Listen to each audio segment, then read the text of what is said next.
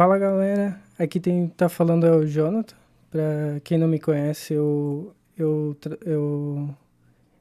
participo de um servidor do Discord chamado Discorgento e eu vou deixar o link aqui na descrição. Esse daqui é o segundo episódio do podcast do Discorgento. Quem quiser assistir o primeiro episódio vai estar no Spotify e no YouTube também.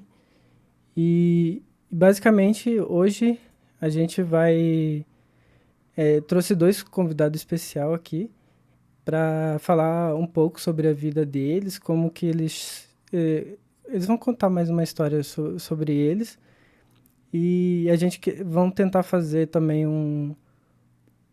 uma bem fluido, sem muita regra, sem nada, só uma conversa entre amigos. E aqui quem tá aqui também é a Mary. Ah, e aí, pessoal, tudo bom? Sou a Maria Fel, mas me chamar de Mary Iron, a critério de vocês, prazer. Primeiramente, eu queria agradecer aí a nossos convidados, o Rafael aí. Parece que eu já conheço, porque de tanto Machado aqui falar todos os dias aí, e dá para ver nos olhos dele a admiração que ele tem por você, então é uma honra para mim também. Obrigada por ter aceitado e ainda por cima aí com a esposa, muito prazer também. Não sei se eu vou pronunciar seu nome direitinho, mas é Chais. Chaisley Chais Laney. Lane, beleza. Então, muito prazer. E a primeira pergunta, assim, que eu queria fazer para vocês é bem tranquila mesmo. Quando o Machado falou, vocês podem responder da forma que vocês quiserem, mas descontraído. A gente queria saber mais um pouquinho, começar um pouco do começo, assim, retroceder um pouquinho o túnel do tempo aqui, voltar um pouquinho para o Brasil. De onde vocês são, que estado vocês são, e como era a vida de vocês aqui no Brasil antes do Canadá, e se esse sempre foi o sonho de vocês. Bom, primeiramente eu gostaria de agradecer o convite também. Para mim é uma honra estar aqui. Esse convite eu gostei bastante do convite. Eu e minha esposa, a gente se sente honrado de estar aqui com vocês e de ser estar aqui no segundo podcast, logo no começo, né? Então é uma honra para a gente. E um pouco dessa história lá no Brasil, quando a gente começou a pensar em sair para fora do Brasil ou até da cidade que a gente estava. A gente estava em Sertãozinho, uma cidade no interior de São Paulo, e eu já estava em São Paulo, então trabalhando na época como agente em São Paulo. Então, numa das vezes para Sertãozinho, quando eu ia visitar minha família, a gente se conheceu na igreja. E aí, de lá, quando a gente se conheceu, começou a conversar, a Chais trabalhava como designer, que ela é designer hoje também, mas na época era designer gráfica, de trabalhar numa gráfica, e eu trabalhava como desenvolvedor, mais front do que back. E a partir de então, depois que a gente se conheceu, começou a fazer planos para o futuro. A gente planejava ir para São Paulo, aí de São Paulo ir para fora. Até antes disso, antes da gente se conhecer, nós dois já tínhamos esse plano em comum. Então, nós dois já planejávamos morar fora, por isso estudávamos inglês intensivamente. Fazíamos planos de para que país iríamos antes de se conhecer, e quando se conheceu foi um dos pontos que nos uniu ainda mais, essa meta em comum. Você quer adicionar alguma coisa a mais, Chais? Então, como ele falou, a gente já trabalhava na mesma área, então ele também já trabalhava como desenvolvedor há uns anos, eu também já como designer há uns anos. A gente não falou sobre a nossa área, né, mas eu sou Lead Product Designer, então eu trabalho com toda a parte de assim, geral de design de produto digital. Então, desde a research, discovery, todo o trabalho com o cliente, a parte gráfica e também, principalmente, o design do software e também toda a questão de management de projetos. Então, participo ativamente de todo o processo do produto, em geral, né, do design, mas já trabalhei com e-commerce, já trabalhei, né, com designer gráfica, já trabalhei em todas as áreas do design. Atualmente eu trabalho na parte de software e a gente sempre, né, trabalhou na mesma área, então, né, nessa área de TI os dois. Eu na minha área de design e ele na área de desenvolvimento. Ele também já era desenvolvedor Magento há um tempo e já morava em São Paulo. Então, como ele falou, nossa meta sempre foi morar fora do país. A gente tinha o sonho de, né, expandir a língua, a gente já estudava inglês há um tempo. Então, a ideia era, né, ficar fluente e, se a gente gostasse, né, se depois começasse a viajar e visitar, morar. Então, a gente sempre teve essa meta. O que a gente, né, o que nós definimos foram os prazos, basicamente. Então, quando que iremos começar a fazer aplicação para né, vagas para fora e todo esse tipo de coisa, que tem que ser feito um planejamento. Mas, no geral, a meta sempre foi morar fora do Brasil. Vocês tinham um país em mente ou alguma coisa assim, ou foi descobrindo com o tempo, assim?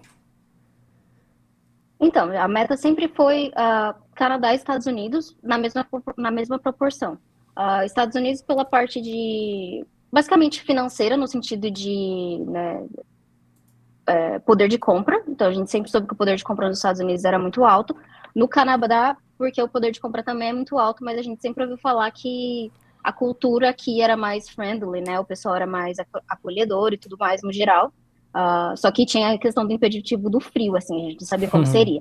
Mas sempre foi um dos dois, assim, a gente sempre quis ou os Estados Unidos ou o Canadá, o que viesse primeiro, que a gente se sentisse, né, à vontade e fizesse sentido pra gente naquele momento. Então, um dos dois, no caso. A gente nunca, assim, não era preferência Europa, nem nada do tipo, a gente sempre pensou América do Norte mesmo. Ah, que legal. E você falou do frio ali, nossa, eu amo frio, assim, se eu puder... Quando eu ir pro Canadá, com certeza eu vou escolher os dias mais frios, assim. Quais são os dias mais frios de lá? Vocês... Então, Natal. aqui chega a menos 40 graus, assim. Nossa. É frio, bem frio. Geralmente no inverno, assim, é uma média de temperatura de menos 20. Então, assim, aqui o inverno é bem rigoroso, então normalmente o período considerado é de 6 meses, mas acaba sendo mais, porque a primavera, por exemplo, é bem fria, não é quente na primavera, assim, praticamente é o mesmo frio do outono, agora a gente estamos entrando no outono, então já tá começando a ficar frio, assim, já tá fazendo 10 graus, e isso é tipo quente ainda. Tá começando o outono. Então, né, a parte quente, assim, quando já passou o frio, é entre 5 e 10 graus, isso fora dos 6 meses de inverno. Então, considerando os 6 meses de inverno, é por aí, né, menos 20, alguns dias com menos 30, menos 40. Então, é bem rigoroso, com bastante neve e tal, principalmente aqui em Montreal, né? Existem outras regiões que menos 40 o tempo todo e muita mais neve ainda. Existem regiões como Vancouver, por exemplo, que mal neva e não chega a fazer, né, negativo nem, né, todo dia, assim. Não é comum ficar a temperatura negativa todo dia. É mais 5 graus, 0 graus, por aí. Então, no geral, assim, é bem frio. E eu acho importante mencionar também que a sensação térmica é diferente. Então, 10 graus em Sertãozinho, onde eu morava lá, onde a gente morava, é diferente de 10 graus aqui. Aqui, 10 graus você consegue fazer uma corrida, por exemplo. Mas no Brasil, 10 graus é diferente. Eu acho que é por conta mais da umidade também. Então, parece que aqui aguenta mais frio um pouco. Mas, mesmo assim, quando neva, é neve, né? Então, é bem frio. O importante é para quem for vir visitar ou morar em países assim que tem temperatura negativa, você vir preparado, porque esse é um dos maiores impeditivos. Quando é engraçado contar essa história, mas quando eu vim com uma blusa da Hering, achando que ia aguentar negativo e nada. Aí, falei, nossa, tá muito frio. Eu colocava 5 e não aguentava, e tinha que ficar tirando, colocando, esquentava muito, aí tirava, ficava com frio. Aí eu falei, nossa, é complicado, né? Então, um dos maiores investimentos, assim, que nível de importância, quando chega, é um casaco bom, porque aí você coloca um só, você não sente frio nem calor. Ele mantém e ele aguenta de menos 5 a menos 40. Então, um casaco bom é o principal. Foi uma dica muito boa que me deram quando eu cheguei aqui. Essa dica de investe em um casaco bom que vai durar aí 20 anos. Então, isso é uma peça importante aqui, ou nos países que nevam. E outra coisa importante é a vitamina D. Porque, como não tem muito sol quando começa a nevar, 6 meses de neve é bastante, né? Então, é importante ter vitamina D para ela não ficar deprimido, essas coisas, porque não pega muito sol, o sol fica bloqueado, né? Então o raio solar não chega muito, então acaba não tendo vitamina D. É bom consumir vitamina D para não ter esses sintomas assim de depressão e tal, ficar muito para baixo, porque é natural aqui, o pessoal já até sabe. Vocês ficam muito em casa nesse tempo? Fica, o pessoal até que tem, por exemplo, depressão e tudo mais, chega a ser um agravante aqui, então o pessoal é bem esforçado, assim, até o governo tem bastante iniciativa para isso, porque é uma coisa que não tem muito o que, né, fazer, tem que ficar em casa. Existem até muitos esportes de inverno, então, esse ano, né, colocamos o foco novamente que vamos começar a esquiar. Então queremos, né, ter essas atividades no inverno, que é importante.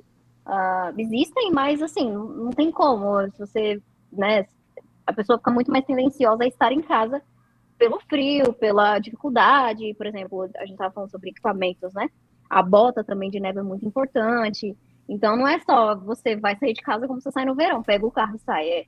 Você tem que colocar o casaco, coloca a bota, se prepara, você tem que ver que temperatura que vai se fazer, para você saber se você ficar muito tempo exposto. Se ficar muito tempo exposto, você vai trocar de luva, não vai ser uma luva comum, você vai ter que colocar uma luva mais quente. Coisas do tipo que você só percebe depois que passa, né? Ou quando alguém te dá uma dica. Então, são coisas que não tem muito como evitar. Então, no geral, a gente acaba ficando muito em casa e, né, trabalhando com tecnologia, tendo home office, isso é muito bom. Então, trabalhando de casa na neve é bem melhor nesse sentido. Mas também convenhamos aqui, a gente tá falando, nosso sonho é ver neve e tal, mas a gente talvez não dure um dia, porque eu tô aqui há 1 ano no Paraná, né? Morando aqui, então sou carioca e lá o inverno é 20 graus, não abaixa mais do que isso. Então, mas é um sonho sim, bem legal a dica de vocês. Mas esse então seria um ponto negativo, assim, o frio, e qual seria um ponto positivo também sobre morar no Canadá? Assim? Então, eu não acho que o frio é ponto negativo. Eu gosto, por exemplo. Eu não me incomodo. Eu gosto de ter a gente tem as estações definidas. Então, eu amo a primavera porque fica tudo colorido. Outono é muito legal, fica laranjinha de verdade, tudo laranja e vermelhinho, igual nos filmes, que a gente nunca vê isso, né? No Brasil não existe. Então, fica tudo bonitinho. Outono, o inverno também, principalmente. Mas o verão aqui também é bem quente. Então, chega a fazer 30 e poucos graus, 33 graus, 34. Né, normalmente faz assim, seguido 31 graus 3 dias seguidos. Então, assim, é quente também, não é só frio. Então, no caso, temos as estações definidas. Eu não acho um ponto negativo, a não ser que para a pessoa seja complicado, pessoas que gostam de sair muito e tudo mais. Claro que a pessoa pode se adaptar e sair no inverno, mas para quem gosta de curtir mais o verão, pode ser um ponto negativo. Para a gente, nós nos adaptamos tranquilamente, assim. Então, eu acho que depende. Né, é muita questão de adaptação e que eu acho que não tem muito como controlar. Vai de cada um. Assim. Então, eu diria que é uma das coisas a se pensar. Né? Não é negativo nem positivo. Estou disposto a, né, encarar o frio, ver se eu vou gostar ou não. Acho que é mais isso, tá disposto a tentar. Eu acho que um ponto negativo seria ficar longe da família. Isso é um ponto bem negativo. E outra coisa é, por exemplo, a comida é diferente, a cultura é diferente. Então, às vezes, para a pessoa pode ser um choque. Você chegar aqui, você não tem picanha para comer, assim, tipo... No Brasil, a picanha tá cara agora, mas você pode ir no mercado e comprar. Aqui não é assim. Ou, por exemplo, em qualquer restaurante que você vai, você quer comer algum prato mais específico, uma feijoada, sei lá, alguma coisa que tá acostumado, não acha fácil. Então, tem a cultura é diferente também, então aqui eu achei mais friendly, mais amigável às pessoas, porque é um país de imigrantes, basicamente, tem muita gente de todas as culturas, então o pessoal recebe diferente do que, por exemplo, a experiência que a gente teve nos Estados Unidos, que também foi boa, mas aqui parece que por ter muito imigrante, isso deixou o pessoal aqui, não sei se é só na província também, é bem amigável, e também quanto à parte negativa, tem essas, né? E positiva eu vejo que a qualidade de vida é muito boa aqui. Segurança, você pode, as pessoas vão no parque aqui, ficam no parque. Quando a gente morava em São Paulo, o parque era bem perigoso. qualquer parque lá era bem perigoso. Não via famílias em parques. Aqui você vê famílias toda hora em parques com os filhos lá. Então isso é muito bom. O número, por exemplo, de coisas que podem acontecer numa cidade grande, número de assaltos, coisas assim, aqui em um ano é o tempo, em São Paulo é um dia, pra você ter noção. Então, essa sensação de segurança é muito boa aqui. E é basicamente isso, é uma troca, né? Então Uhum. é bom poder viajar, ver a família e depois voltar. O bom é que tá na América do Norte, então o tempo de viagem não é tão longo quanto estar na Ásia ou na Europa. Então tem que colocar em balança. Eu acho que o que eu ia falar é que realmente essa questão da parte da família já é outra coisa. Por exemplo, vou contextualizar aqui, voltando um pouquinho. Nós moramos um tempo nos Estados Unidos também. Não voltando à história, a gente estava em São Paulo, decidimos, então vamos morar fora. Né? A gente sempre teve esse sonho, já estudava inglês e tudo mais. Vamos nos preparar. Acabou que o Rafa já trabalhou para empresas de fora, remotamente. Eu vou resumir aqui rapidinho. O Rafa trabalhou para as empresas de fora remotamente, e aí surgiu a oportunidade de morar nos Estados Unidos trabalhando para uma empresa lá dos Estados Unidos. Então, nós moramos 1 ano e meio, mais ou menos, em Miami, e tivemos a experiência de viver lá. Então, foi a nossa primeira vez morando fora do país de verdade. A gente já morava longe da família, né, em outra cidade, então São Paulo para o interior, para a cidade que a gente, da nossa família, são 5 horas de viagem. Então a gente, assim, obviamente não se via todo fim de semana, já teve uma adaptação ali. E aí, quando mudamos para Miami, de novo, né, a gente se via a cada 6 meses.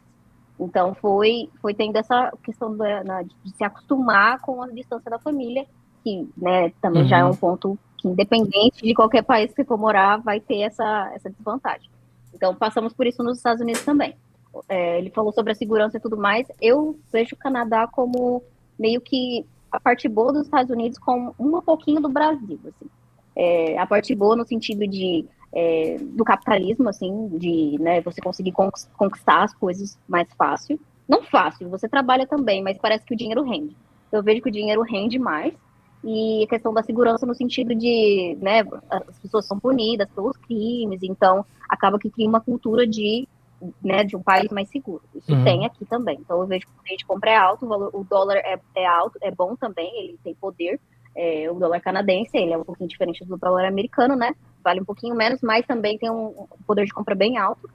E tem a questão da segurança ainda maior que os Estados Unidos, inclusive muitos americanos mudam para cá, porque consideram mais seguros.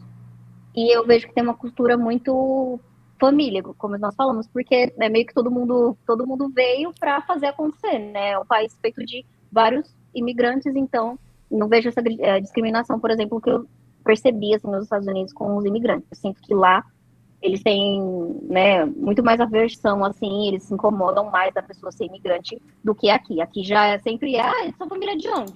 Tipo, sempre a família vai ser de algum lugar. Nunca, muito difícil a família ser daqui do Canadá, porque na verdade, né, ninguém é daqui do Canadá.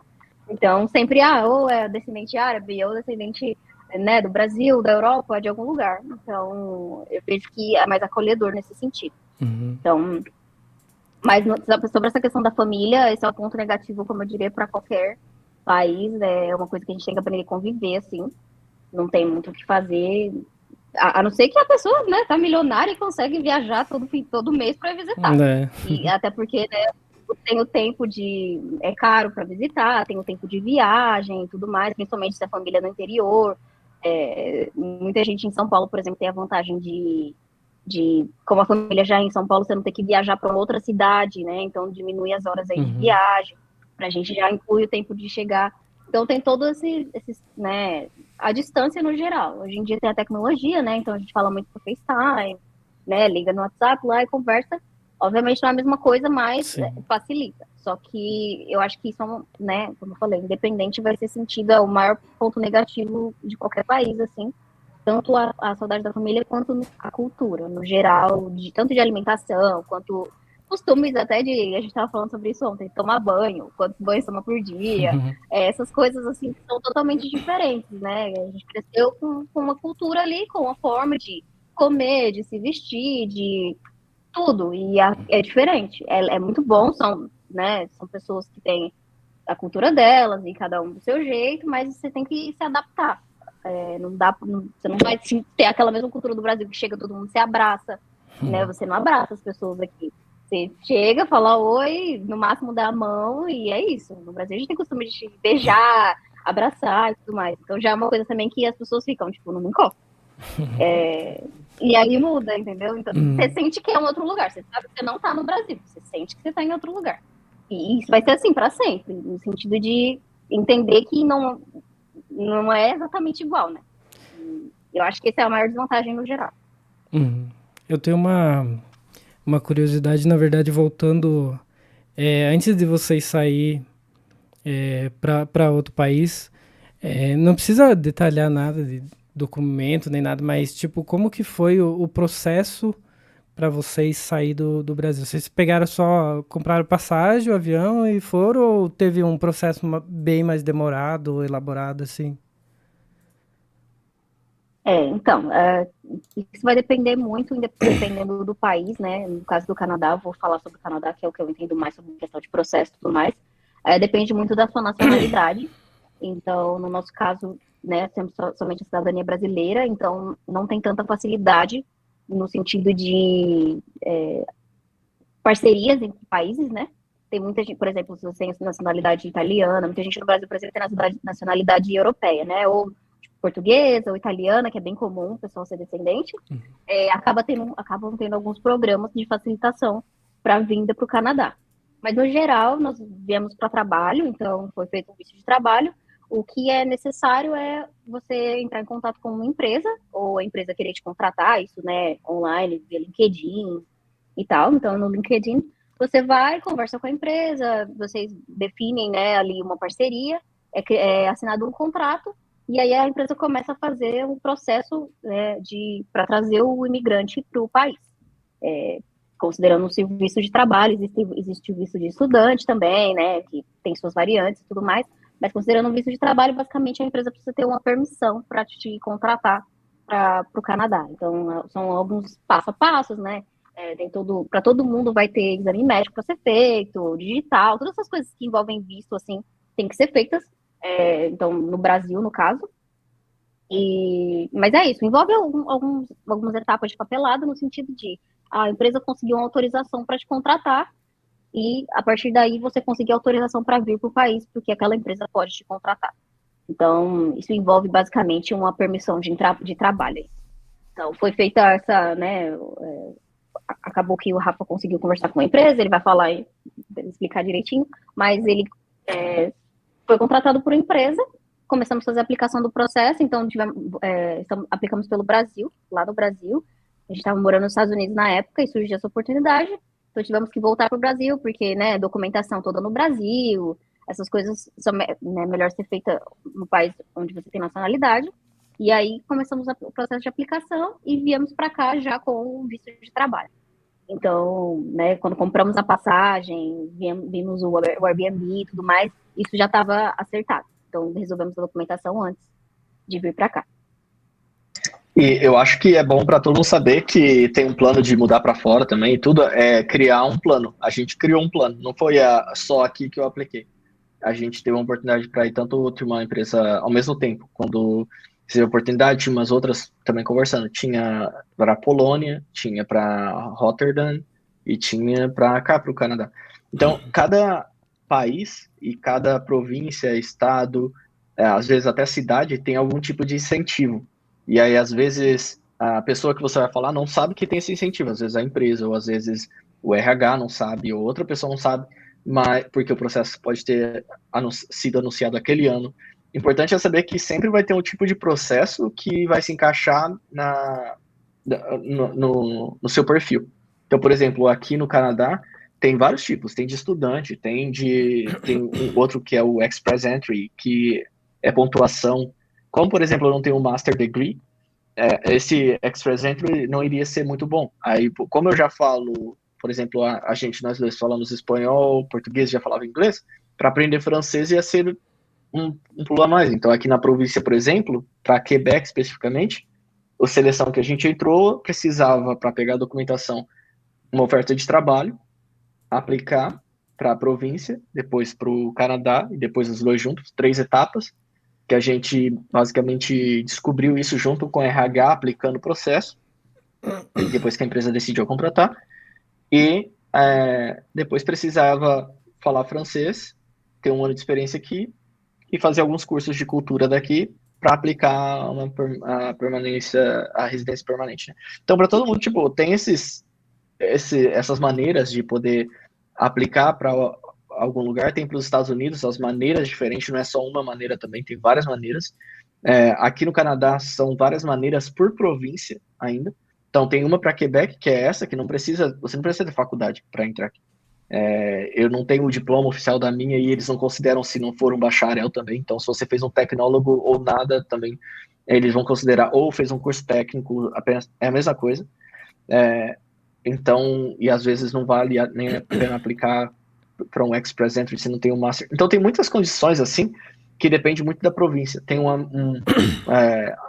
Tem pessoas que eu conheço que já aplicaram para outras províncias com outro status diferente. Então é a mesma coisa que funciona para, por exemplo, para a Europa, para cada país, até para Portugal, que tem uma facilidade para contratar brasileiro, você não precisaria de tantos passos.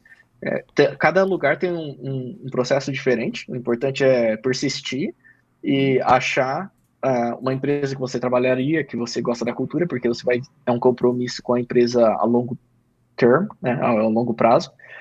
E é isso, porque você chega nessa empresa nova, você vai ter que se adaptar além da empresa ao país e esperar uma documentação para longo prazo sair para você, enquanto a curto prazo está rodando, né?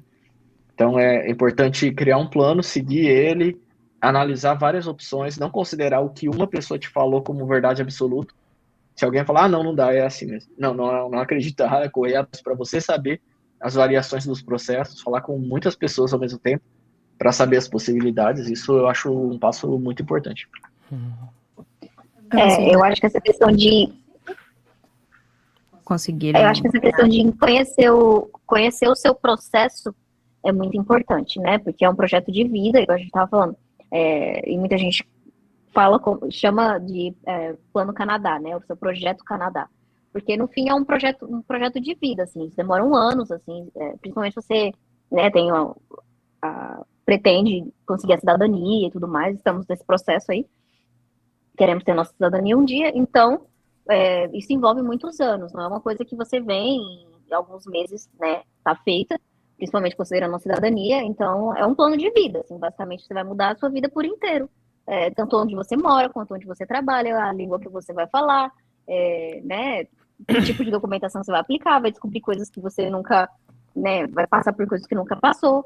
Então, tem que se preparar psicologicamente, assim, no sentido de é uma coisa a longo prazo e tem que estar preparado no sentido de pode ser difícil, pode ser trabalhoso, uma coisa não dá certo e você tem um plano B, mas estudar sobre o processo, estudar sobre as possibilidades, eu acho que é o primordial, assim, entender o que você está fazendo, por que você está fazendo. Você tem uma escolha consciente, claro que é um sonho, né? Todo mundo tem o sonho, quer fazer, quem tem o sonho de ir, mas não se basear porque você quer, mas por quê? Se faz sentido para você, que faz mais sentido para você ou não, e a longo prazo que vai funcionar, né? Não só, vou fazer um vídeo de estudante e vou, e aí. Claro que existem formas de contornar, mas por que não, né? Se você consegue, por exemplo, aplicar para um vídeo de trabalho, por que não esperar um pouco mais e já vir com o vídeo de trabalho, né? A questão financeira seria melhor para você e tudo mais. Então, acho que ser consciente nesse sentido é muito, muito importante. Bem legal. Mas chegou algum momento, assim, nesse processo que vocês pensaram, tipo, não vai dar certo, vamos desistir? Ou, tipo, nunca, não passou assim? Isso daí, em questão de, assim, o que fazer, isso Vixe, isso daí não dá nem para contar. Eu posso garantir que mais de 100 vezes a gente já pensou, e agora? Isso é todo o tempo, porque acontece alguma coisa aqui e ali, e aí pensa, nossa, tipo, antes de chegar aqui, quando chega aqui, é todo um momento assim, às vezes é uma coisa assim que tem que decidir, aí você tem que tomar uma decisão. Então eu acho que para qualquer um que é uma jornada inteira, um monte de decisões que têm que ser feitas. Eu consultei com outros amigos meus que aplicaram também esse processo e outros processos em outros lugares, outros países. Aqui no Canadá também, eles falam, todos eles passam por várias escolhas que tem que fazer a todo momento.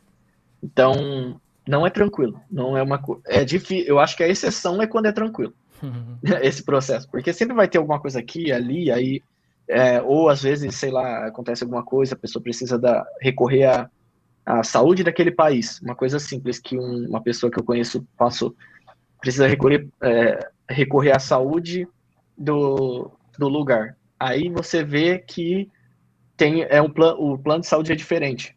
Você precisaria de um médico de família que você teria corrido atrás antes. Aí você pensa, volto para o Brasil, consulto lá, depois volto aqui, para cá, porque lá tem o plano de saúde ou um médico particular que eu consigo. Aqui não tem médico particular, é médico de família, que é tipo médico particular.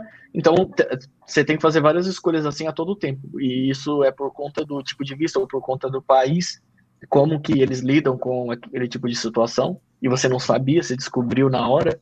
Então, tem um monte de coisa assim que você tem que tomar decisão a todo tempo. Então, é normal, né? Então, vai se tornando parte da sua meta final, de ter a cidadania ou de conseguir alguma coisa que você quer naquele país.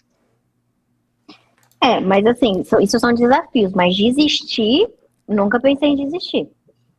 Não, mas a gente tinha que contornar várias situações no sentido de, aconteceu isso. Porque parece que assim, parece que uma coisinha assim para muitas pessoas, né? Porque muita gente, por exemplo, você vai falar sobre o seu processo aqui, para a pessoa mas é só tal papel. Mas para você é o papel. Então, tudo, né, a escala é muito maior no sentido psicológico, principalmente. Eu acho que é muito pesado psicologicamente, assim. Porque é uma coisa que muita parte você não tem controle, assim, depende do governo, depende de uma pessoa para te dar um documento, e tudo envolve documento. Então, assim, a palavra documento você não vai aguentar ouvir mais, e é isso, mas tem que aplicar, e documento é isso. Mas a partir do momento que, né, entendeu que é assim, que funciona desse jeito, fica tranquilo no sentido de você ficar preparado para resolver os problemas, porque problemas vão ter, desafios, você vai ter, mesmo os desafios que você tem, teria, por exemplo, no Brasil, de, precisa ir no médico. Você vai ter o desafio, igual ele deu um exemplo aqui, né? Você vai precisar ir no médico, mas aí tem o agravante de você estar em outro país, você precisa do sistema de saúde, que é diferente que você não usou. Aí você tem que aprender toda a parte que você já aprendeu no Brasil, aqui também. Então você se torna uma nova pessoa, né? Basicamente você renova todos os aprendizados nessa área no geral, assim, de vida. Então, por exemplo, você vai tirar carteira de habilitação, né? Então, por exemplo, você vai tirar a carteira. Tá, aí você tem que fazer todas as provas de novo. Você não tem uma carteira que funciona. Você tem que ir lá, fazer a prova teórica. Eles têm, né? No nosso caso, a gente já tinha há muito tempo, né? Então, conseguimos pegar a completa, só fazendo as provas. Mas tem muita gente, por exemplo, que tá com a provisória no Brasil, ou não tem tempo suficiente de carta, ou nunca tirou carta no Brasil. Aí você vai ter que fazer o processo daqui, que é basicamente você faz as provas também, mas você tem que ficar 1 ano sem dirigir. Então, assim, adiciona a burocracia. Basicamente, você volta à sua adolescência e tem que passar pelos mesmos processos que você teve. Então, fazer prova, aí vai nervosismo da prova teórica, você fica nervoso do mesmo jeito, mesma coisa. Nervoso da prova prática, ai meu Deus, será que eu vou passar? E aí você consegue a habilitação, e aí vai, né, o tempo, e aí seguro, aí você paga mais caro no seguro, porque acabou de tirar a habilitação, não é a habilitação daqui, entendeu? Acabou de tirar daqui. Todas essas coisas que você passa no Brasil, repete. Então, basicamente, é viver de novo, é uma nova vida, assim. Você, tipo, a gente nunca, acho que eu já pensei assim, talvez Nova Zelândia lá, bem distante daqui, mas hoje a gente não tem nenhum plano assim de, claro, conhecer lá fora, a gente quer também ver neve e tal, tentar ali ver esse frio, mas a gente não tem essa visão e acho que depois de falar tanto documento, democracia, eu acho que Machado quer menos, né? Deu uma canseira agora. Pior que... Mas é engraçado, porque vai muito da sua vontade, né? A gente fala, é difícil, porque psicologicamente, como envolve sonhos, né? Essa parte é difícil. Mas é possível, é totalmente possível, não é nada impossível. Segue o passo a passo e vai. Como você vai tirar a sua... Como eu dei um exemplo, vai tirar a sua carteira de habilitação, você tem que ir lá, se cadastrar para você fazer a aula. Você tem que ir lá cadastrar para fazer a prova, faz a prova, estuda. Sabe, todo aquele processo é a mesma coisa, só que em grande escala, porque você investe dinheiro, você investe seu tempo, você fica longe da sua família. É só o agravante psicológico que eu acho que é a maior parte, né, a maior dificuldade nesse sentido. Mas de papelada, assim, tudo envolve papelada na vida. Então, assim, você vai abrir uma empresa no Brasil, você tem que falar com o contador, você tem que ir atrás de documento também. Então, no fim, basicamente é a mesma coisa. O que eu penso é o estresse psicológico, por estar longe da família e por ter que lidar com toda essa descoberta, né, que existe. Mas vale a pena, né? Para mim, vale a pena. É o sonho, né? Não, tem que ir atrás do sonho mesmo. Porque, querendo ou não, tudo que tu vai fazer na vida, assim, tem o custo psicológico lá que pode dar. E eu queria também saber qual foi o sentimento de vocês quando vocês, tipo, saíram do avião e chegaram aí. Tipo, vocês ficaram pensando, o que tem que fazer? Eu vou ir pra cá, qual casa? O que eu vou fazer? Comprar roupa? Não sei.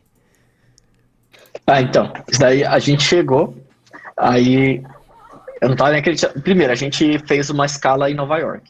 Aí chegou em Nova York lá, aí ficamos lá sentados esperando o próximo avião para vir pro Canadá, conversando, né, pensando, nossa, que legal e tal. Aí depois a gente, assim que fez o landing, né, que pousou o avião aqui no Canadá, tava muito frio. Tava em janeiro, a pior época assim de frio, dezembro e janeiro. Então tava muito frio.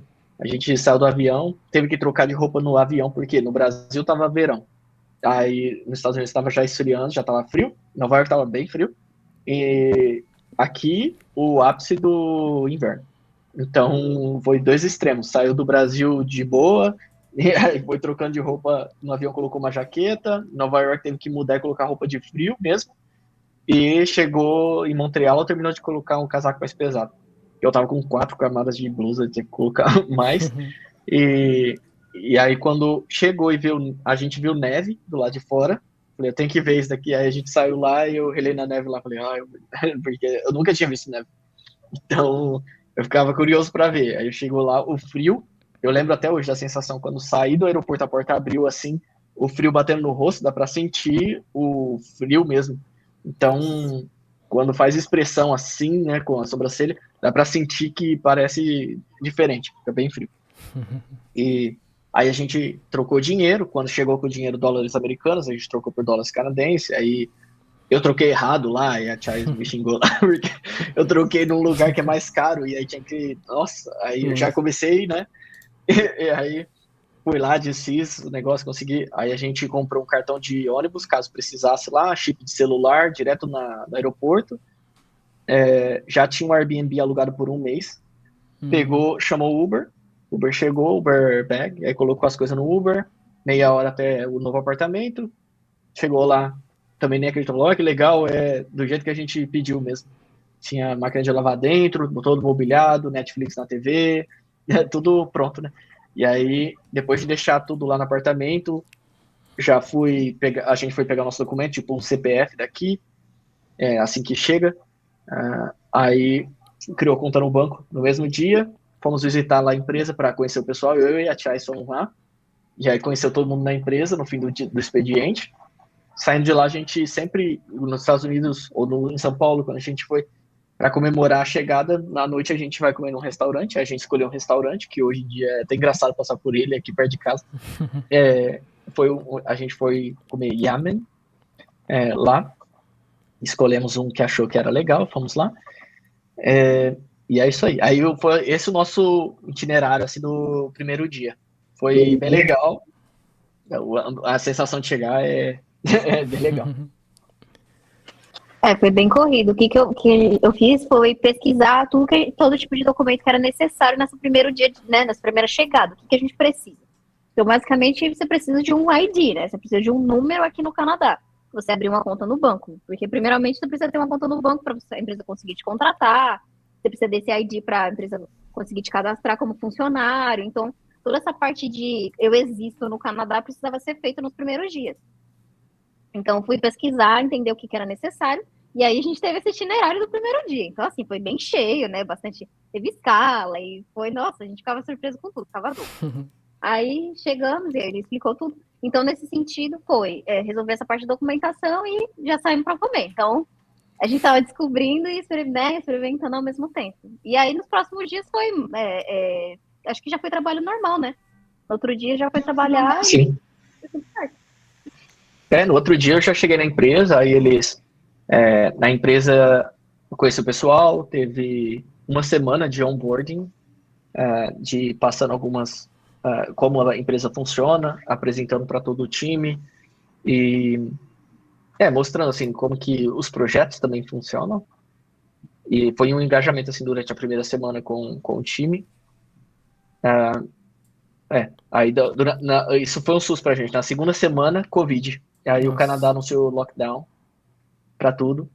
Aí a gente chegou aqui no Canadá, a segunda semana anunciou tudo isso. Aí já deu um baque na empresa. Eu fui promovido para diretor de tecnologia na segunda semana. Foi uma revirada, assim, tipo, do nada. Aí eu ganhei promoção, mas o time foi reduzido também. E tudo ficou fechado. Os clientes seguraram mais, não fizeram. Tipo, tinha os projetos que clientes continuaram com a gente, mas eles não sabiam o que iria acontecer com eles, porque eles tiveram que. Eles não davam para fazer working from home, né? Não conseguiam trabalhar de casa porque eles trabalhavam fazendo móveis, clientes fazendo outras coisas. Então, essas pessoas que iriam lá fazer, eles tiveram que ficar em casa, eles não conseguiam produzir mais material. Então, como eles iam investir no projeto? Então, deu uma reviravolta aí. E aí a gente ficou praticamente 1 ano e meio trancado em casa, porque só deu tempo de pedir a mobília e mudar de apartamento para um maior, que é o que a gente está hoje. E aí terminou de fechar tudo. Aí não conseguia pedir nem comprar um micro-ondas, não conseguiria mais. Ainda bem que a gente já tinha mobiliado a casa. Isso é uma dica importante para quem estiver mudando de país, manter dinheiro para poder fazer essa mudança, porque vai ter vários imprevistos que você nem conta que vai acontecer, e acontece, né? Então, a gente conseguiu mobiliar e aí fechou tudo. Então, e aí graças a Deus deu certo isso daí, porque aí a gente, durante o lockdown, a gente ficou em casa, trabalhando de casa, às vezes eu ia no escritório, 2 quarteirões aqui de casa também, então ficou tranquilo, assim, essa questão de trabalhar remoto pra gente, já estando com o apartamento que a gente tá hoje tranquilo, e a Chais conseguiu também depois o emprego que ela tá hoje também, e aí isso tranquilizou a gente, mas tudo isso aconteceu entre o primeiro mês de chegada aqui. Uma coisa para ser ressaltada aí nesse caso é a questão do apartamento. Então, né, a gente tinha falado antes que alugamos um Airbnb por um mês, e o primeiro foco, né, a partir desse momento foi achar o apartamento. Então, eu fui na busca dos apartamentos. Eu não aluguei apartamento do Brasil, até porque, né, hoje em dia tem mais empresas que fazem esse tipo de serviço, né, algumas empresas que procuram apartamento e você consegue pagar como se fosse uma agência. Naquela época eu não tinha muito conhecimento disso, então eu não confiava muito, porque tem muito anúncio falso. Então eu não quis confiar, preferi alugar um Airbnb e procurar o apartamento aqui. Eu ia ver o apartamento, né? Então nós fomos visitar alguns e com calma escolher. Então nos primeiros 15 dias a gente já tinha achado o apartamento. Foi o primeiro foco, porque, né, tendo onde morar já tá alguma coisa feita. Então, documentação, procurar o apartamento. E aí já sabíamos a região que a gente queria. Uma coisa importante também foi que a gente quis um lugar perto do escritório do trabalho do Rafa, porque era o trabalho principal, né, daquele momento. Então, tinha que ser um lugar perto do escritório, porque a gente não pretendia comprar carro inicialmente. Né, por questões de dinheiro também. A gente tinha guardado dinheiro, mas não queria gastar o dinheiro já comprando um carro. Nosso foco principal era achar um apartamento com um espaço bom, fosse perto do trabalho, perto das coisas que a gente conseguisse fazer a pé e conseguir mobiliar o apartamento. Então a gente guardou esse dinheiro para mobiliar o apartamento e tudo, então já estava preparado. E aí, né, achamos o apartamento, fechamos a deal, já comecei a procurar os móveis, aí tem todo esse processo, né? Muita gente compra na IKEA, eu acabei gostando de comprando na Structure, então foi descobrir lojas novas também, né? Porque no Brasil você já conhece as lojas de comprar os móveis, aí fui aprender as lojas aqui. E aí foi assim, pedimos tudo. No começo a gente comia sentado no chão aqui, usando a caixa do micro-ondas, que não tinha nenhum móvel. Aí só tinha o micro-ondas. E aí a gente, né, sentava lá, fazia a caixa do micro-ondas de mesa. E aí foram chegando as coisas, chegou o último móvel, no dia seguinte, fechou tudo, lockdown, ninguém podia sair de casa. Então, quando nós chegamos aqui, já estava a pessoa usando máscara. O pessoal que vinha da Ásia e tal, a pessoa usava máscara já no aeroporto. E aí a gente ficava, tipo, ai, não vai dar nada, né? Todo mundo achou que não dava nada. E aí, do nada, o baque do Covid, e aí todo mundo trabalhando de casa. Então, a gente passou por todo esse processo de Covid fora do Brasil, né? Nós não fomos para o Brasil ainda, desde que chegamos aqui. Chegamos em 2020. Então, já tem quase 3 anos aí. Nossa. E passamos por todo o Covid, todo esse processo aqui no Canadá. Nossa. Quer fazer uma pergunta, amor? Então, ela falou tudo que eles passaram, esse processo, toda essa bagunça de documentação, muita coisa para resolver. Quer saber o que eles fazem assim, para ser tão organizado também. E como, assim, depois dessa pergunta, como vocês conseguiram lidar com a ansiedade, né? Que, falando por mim, assim, eu sou bem ansiosa por qualquer coisa nova, ou emprego, eu acho que assunto, assim, eu sou bem ansiosa e da minha parte, assim, eu gosto de ler, fazer uma caminhada. Então, eu queria saber de vocês aí, como vocês lidaram, assim, com a Covid também, que vocês pegaram aí fora do Brasil, assim, do nada. Sorte que vocês já tinham feito, assim, um planejamento, né? Essa organização que eu perguntei também. Como vocês lidaram com isso? Psicológico, né? Eu acho que nessa questão de organização, eu acho que, né, se precaver o máximo possível que você pode ter controle. Então, uma coisa até que eu tive que aprender, porque assim, eu sou uma pessoa bem, né, organizada e quero ter controle de tudo, e quero, que desde pra fazer do meu jeito. Não, organizei, vai ser tal dia, vai ser não sei o quê. E aí eu aprendi que eu não tenho controle de nada, né? Então, é uma coisa até que, né, eu aprendi bastante aqui, no sentido de você pode se planejar. Eu acho que uma dica que eu posso dar é se organizar ao máximo do seu lado. Então, tudo que você poderia fazer de guardar dinheiro, né, se planejar nesse sentido, porque ninguém sabe o que podia acontecer. No caso, aconteceu o Covid, então, que bom que ele conseguiu continuar trabalhando no emprego. Muita gente veio e migrou e perdeu o emprego. Então, né, a gente tinha dinheiro por um tempo aí para conseguir, né, sobreviver ali até conseguir uma nova oportunidade, alguma coisa do tipo. Então, acho que sempre dá precavido nessa questão de dinheiro, porque tudo é em dólar, né? A gente guardou dinheiro em real e aí, né, teve que converter. Então, claro que foi menos, mas a gente quis se preparar. Então, acho que se preparar no sentido financeiro é muito importante. E questão de documentação, tá precavido, assim, ter tudo traduzido. Todos os seus documentos têm que estar com você, porque se você precisar de alguma coisa, você tem que ir para o Brasil, assim, pode estar fora de cogitação, questão de tempo, assim.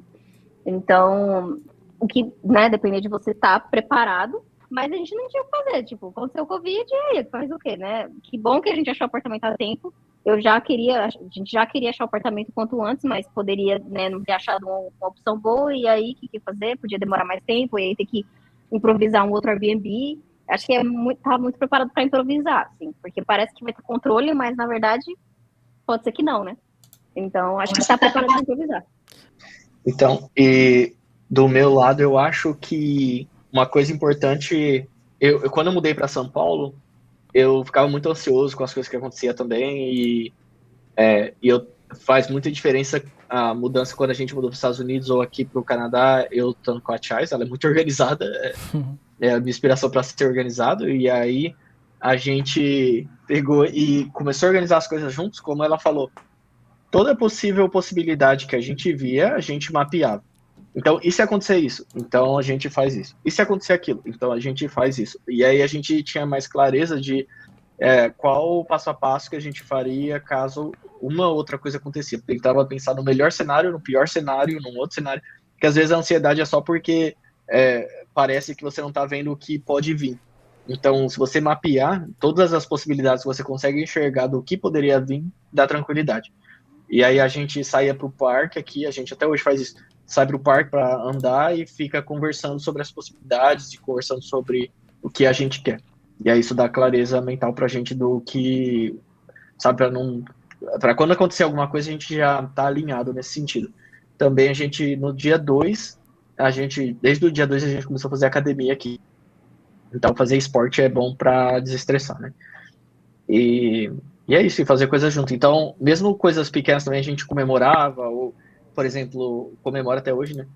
Qualquer coisa que acontece, a gente vai num restaurante que a gente gosta, um restaurante brasileiro aqui, para comer picanha. Então é uma comemoração pequena. Ou às vezes a gente, de fim de semana também, vai no cinema. Então ajuda a desestressar um pouco e saber que a gente não tem o controle de tudo, né? Mas o que a gente consegue, a gente faz, e o que a gente consegue pensar, e se acontecer isso, a gente mapeia. E aí sabe que, se depende da gente, a gente vai fazer o que a gente já sabe ali, dentro do plano A, B, C. Então tenta se preparar para o que vier. E aí isso dá mais calma pra gente. Começar a fazer isso com o Machado, que a gente sai para caminhar 30 minutos depois do trabalho e fica falando trabalho. Mas o bom é que, até mencionei no outro podcast, que a gente falou um pouquinho sobre a ansiedade também, que eu falando já tudo que aconteceu, a mais tenho ansiedade hoje é por causa do trabalho, que eu sou nova agora também na plataforma aí do Magento, tem 1 ano e meio. Então eu tenho muita ansiedade nisso e bate aquela Sidobina que postou, né? Não sei fazer, não vai dar certo, vou desistir às vezes, mas é o que mais bate em mim. Então a gente pega 30 minutinhos ali, ele 15 anos aí de tecnologia já me dá um norte, já me dá uma clareza, só soltando assim, tudo de ruim que tá dentro de mim já me deixa muito mais aliviada. Essa caminhada que a gente faz todo dia, inclusive a gente fez hoje também. Foi um dia mais puxado, mais corrido, então ele falou as coisas dele, eu falei a minha, então a gente já fica mais leve, né? Então é muito importante, sim. Externalizar é muito importante, conversar, né? Falar o que você está sentindo, não guardar para você, né? Principalmente nessa parte que estava muito incerto, né? Covid. Assim que, né, aconteceu o Covid, a gente estava muito, e agora? Será que nossa família? Porque também você não sabe o que vai acontecer com você, com a sua família e tudo mais. Essa parte foi a parte mais, assim, complicada, eu acho. E aí a gente, né, se prendeu na nossa bolha ali, nós dois, conversávamos muito e planejávamos e pensávamos, né? Como ele falou, pensava nas possibilidades. E é isso, entender que não tem o controle e o que estiver sentindo, conversar sobre. Acho que uma grande vantagem, né, de ser um casal é isso, você pode contar com outra perspectiva, né? De, tô sentindo tal coisa, né? Vamos falar sobre isso. Às vezes só do outro ouvir já te ajuda muito. Então, acho que, né, dar sua opinião, ouvir a opinião, acho que é muito importante nesse sentido. E aí ajuda muito, né, conversar. É uma coisa que a gente tá fazendo bastante. Eu não sou, essa parte da organização, eu não consigo ainda. Eu até tento assim, às vezes, mas a Mary, ela é bem mais organizada do que eu, mas a parte de conversa eu também acho muito importante. A gente, às vezes, eu já falei no primeiro podcast, a gente sai daqui todo dia, daí vai para uma praça aqui perto, que tem um barzinho, todo o caminho conversando sobre trabalho, senta lá e fica um tempo lá conversando sobre trabalho também. Mas é engraçado que sempre quando a gente volta muito mais leve, assim, com a cabeça mais de boa, assim, sem... E uma coisa que eu vejo, ela também com muita ansiedade, assim, talvez por causa que ela tem pouca experiência na área. Mas tem até uma coisa que eu falei no outro episódio para eles. Eu queria saber também a opinião de vocês. Se vocês acham também que hoje em dia as pessoas são mais... um pouco... no sentido de um pouco mais frágil, assim. Ou o que vocês acham sobre hoje em dia as pessoas? Boa pergunta, hein? Eu acho que hoje em dia tem muito uma comparação maior, porque já existem muitas carreiras criadas em várias áreas. Então, vou dar um exemplo que não é nem da nossa área, depois eu vou voltar. Mas, por exemplo, esse meio de influencers, TikToker, né, YouTuber e tudo mais. Quem começou com aquilo não tinha pressão de ter que provar nada. Então, fazia do que gostava e era isso. O pessoal que entra agora já tem uma perspectiva de quem já começou, né, naquela área, quem já tem uma carreira naquela área. Então, acaba se comparando mais.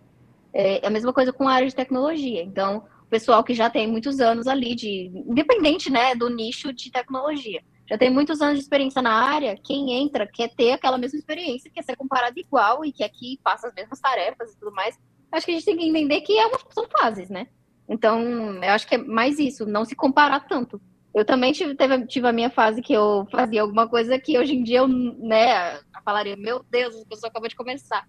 Porque eu sei que eu estava começando, e é isso. Eu acho que tem que respeitar o processo. Existe um processo. Eu acho que só hoje em dia o pessoal se vê muito, né? Porque tá todo mundo muito conectado. Então você vê o projeto que outra pessoa está fazendo, e aí você quer que o seu projeto seja legal o suficiente como o daquela pessoa é. E não é, né? Antes a gente não sabia o que cada um estava fazendo. Então tinha muito menos comparação. Acho que é só isso mesmo. E aí, como você se compara do ser humano, né? Se tem a síndrome do impostor, você sempre acha que, não, mas o meu não tá tão bom o suficiente. Fulano é melhor. Às vezes nem é só perspectiva mesmo. Como você vê, né? É aquela frase, a grama do vizinho é sempre mais verde, então você sempre vai achar que do outro é melhor. Acho que é só entra na sua bolha mesmo. Eu vejo o pessoal muito se comparando. Uma coisa que eu fazia quando eu era um desenvolvedor júnior, eu pegava e tentava ver, porque eu via muita coisa, aí um dev aprendia C Sharp, o outro, meu amigo aprendia Python, aí eu pensava, nossa, qual que é a melhor área? Eu tenho que aprender pelo menos um pouco de cada, porque aí se eu achar uma vaga eu consigo. Pensava coisas assim, e lá, como eu tinha acabado de começar, né, na área, eu não sabia, mas aí o que eu vi era que os skills que eu iria adquirir era dependendo da empresa que eu trabalhava e dos clientes que eu trabalhava também. Então, e tinha mercado para aquilo, porque automaticamente por ter os clientes, tinha mercado para aquilo. Então, eu comecei a aprender o que tinha demanda que eu estava no mercado. Então, na época, era ser webmaster. Então, eu aprendia Photoshop, usava Fireworks, eu usava até CorelDRAW também, e trabalhava numa gráfica que fazia sites ao mesmo tempo. Então, lá usava todas essas tecnologias e fazia sites em PHP. Então, bom, aí eu comecei a aprofundar mais nisso, JavaScript, PHP, e aí o que eu comecei a levar em consideração era se eu estava me tornando melhor no que eu fazia cada dia. Isso é mais importante do que, por exemplo, às vezes achar que não sabe alguma coisa. Se você sabe mais do que ontem, você está evoluindo e você está evoluindo praticando em algo que é real. É um projeto de um cliente de verdade. Então, é uma demanda que tem no mercado, não é algo que é pouco provável não existir daqui a alguns anos quando você se tornar sênior.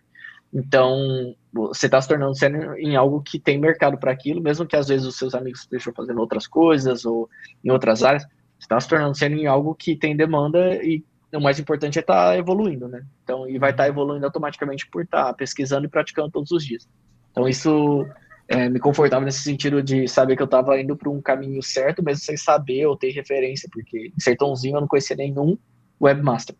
Então, como eu sabia que eu estava indo para o caminho certo, ou se eu estava fazendo as escolhas certas, era isso que eu pensava para saber que eu estava indo no caminho certo. E lembrar que todo mundo já foi iniciante, todo mundo já foi júnior, e é isso. E uma hora, né, vira pleno, outra hora sênior, outra hora líder de time, diretor, CTO, e é uma evolução, todo mundo vai ter a mesma. Agora, hoje em dia só tem mais nichos, então, antes era o webmaster, agora tem o front-end, tem o back-end, tem o designer, aí tem no time de design, tem vários tipos de designer, tem vários tipos de tecnologias para você fazer o front-end. Então só nichou mais, mas as fases são as mesmas. Talvez por isso que eu vejo às vezes tem tanta informação assim que às vezes as pessoas não sabem nem lidar com tanto de informação, né? Aí o cara vai fazer faculdade lá e não sabe o que fazer, daí faz uma, tranca, faz outra, tranca, e vai mudando assim e fica com aquela ansiedade de não saber que rumo que vai seguir, né? Mas é interessante ver a visão de vocês também. Eu vou levar para mim. Ótimos conselhos. Pode falar. Eu acho que essa parte de escolher a área é muito difícil mesmo, para todo mundo. Não foi fácil para mim também. Eu sempre gostei, né, de design, sempre tive facilidade, assim, até trabalho de escola, sempre tirava 10 e não só pela apresentação, mas também, sabe, o meu PowerPoint já era de designer, porque eu era designer e não sabia, sabe? E fazia, sempre gostei. Então sempre foi, né, desde pequenininha já desenhava e gostava de arte. Mas eu sempre fui muito boa em exatas. Então eu amava física, matemática, química, eu gosto até hoje em dia. E aí decidi, como minha faculdade, eu fui fazer engenharia civil. Eu tava entre publicidade, propaganda e engenharia civil. Tipo, o que tem a ver uma coisa com a outra? Eu gostava das duas coisas, seria feliz em qualquer uma das áreas. E comecei a fazer engenharia civil pela questão de, padrão, engenheiro ganha bem, é respeitado e tudo mais. E eu pensava, por exemplo, em Sertãozinho, né? A gente tava falando, cidade pequena. Eu não conhecia um designer de sucesso em Sertãozinho. Eu falava, eu conheço vários engenheiros, não conheço um designer, né, super conhecido. Aí eu falava, vou fazer engenharia. Fui fazer engenharia, parei. Continuei trabalhando como designer, porque eu já trabalhava como designer. Eu pagava minha faculdade trabalhando como designer gráfico e fazendo faculdade de engenharia. Tipo, não tinha sentido. Parecia que eu não queria aceitar que eu era designer, sabe? E aí, depois eu simplesmente aceitei que sou eu, que é o meu caminho, que eu tenho, né, que eu gosto disso, que é o que eu amo fazer, que é o que eu faria todos os dias. Eu acho que é muito, não só, né, o que os outros vão falar sobre o que você escolhe e tudo mais, é o que você faria todos os dias. Se fosse de graça, o que você faria? Agora, como você pode ganhar dinheiro com aquilo? Se você for nessa tal carreira, dessa área que você gosta, você consegue ganhar dinheiro e gostar daquela área, né, fazer porque você gosta. Aí eu acho que é o melhor, né, cenário. Claro que você não pode pensar só como ganhar dinheiro, porque aí você vai estar infeliz, mas também não só vou viver, né, fazendo tal coisa, não tem sentido, tipo, porque não dá dinheiro. Então juntar aquilo. E aí no fim, né, enquanto eu estava fazendo faculdade de engenharia, como eu falei, eu trabalhava como designer, pagava minha faculdade de engenharia e falando por que eu tô fazendo engenharia se eu já tenho experiência na área como designer, porque eu não invisto nessa área. E aí fui de cabeça na área né, hoje em dia, principalmente, é muito difícil como engenheira eu conseguir fazer o salário que eu faço hoje. Então, foi uma escolha assertiva. Na hora foi assim, meu Deus, e agora? Só que eu já tinha, né, já trabalhava com isso, então fazia mais sentido, e aí escolhi e tô feliz. Então, mas também ficaria feliz na outra área, provavelmente. Acho que é muito do que você faz sobre aquilo que você escolheu. E pra mim foi, quando eu fui escolher, eu tava pensando, bom, eu gostava sempre de criar coisas. Eu pensava, como que eu posso criar coisas, né? Eu comecei a ver eu gostava também de tecnologia, gosto até hoje. Então, eu comecei a ver coisas na área de tecnologia, aí eu vi a faculdade, por exemplo, de ciência da computação. Aí a faculdade era muito cara. Eu falei, eu não vou conseguir pagar essa faculdade pelo trabalho, que sozinho eu não iria conseguir. Aí eu comecei a ver outras coisas, e a partir de hardware, criar coisas com hardware, robôs, essas coisas. Aí eu comecei a ver, na época não existia Arduino ainda, então eu comecei a ver as coisas e era muito caro comprar hardware e testar. Seria queimar um hardware ali para comprar o outro, eu falava, vixe, não iria conseguir. Então eu comecei a ver como eu poderia criar e depender menos de coisas. Eu estava vendo para fazer faculdade de medicina, muito caro. Faculdade, e eu não iria criar algo, mas eu gostaria também de ajudar pessoas. Então eu pensei, bom, medicina, não.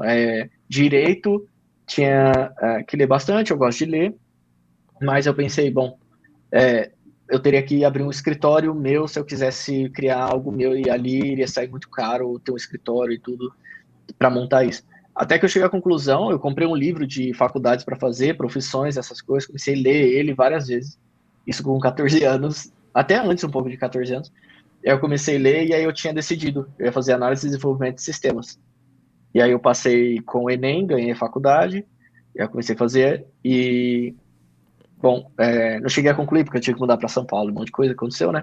Mas eu fazendo ela, eu vi assim, eu conseguiria fazer qualquer coisa que eu quisesse online, só com um computador.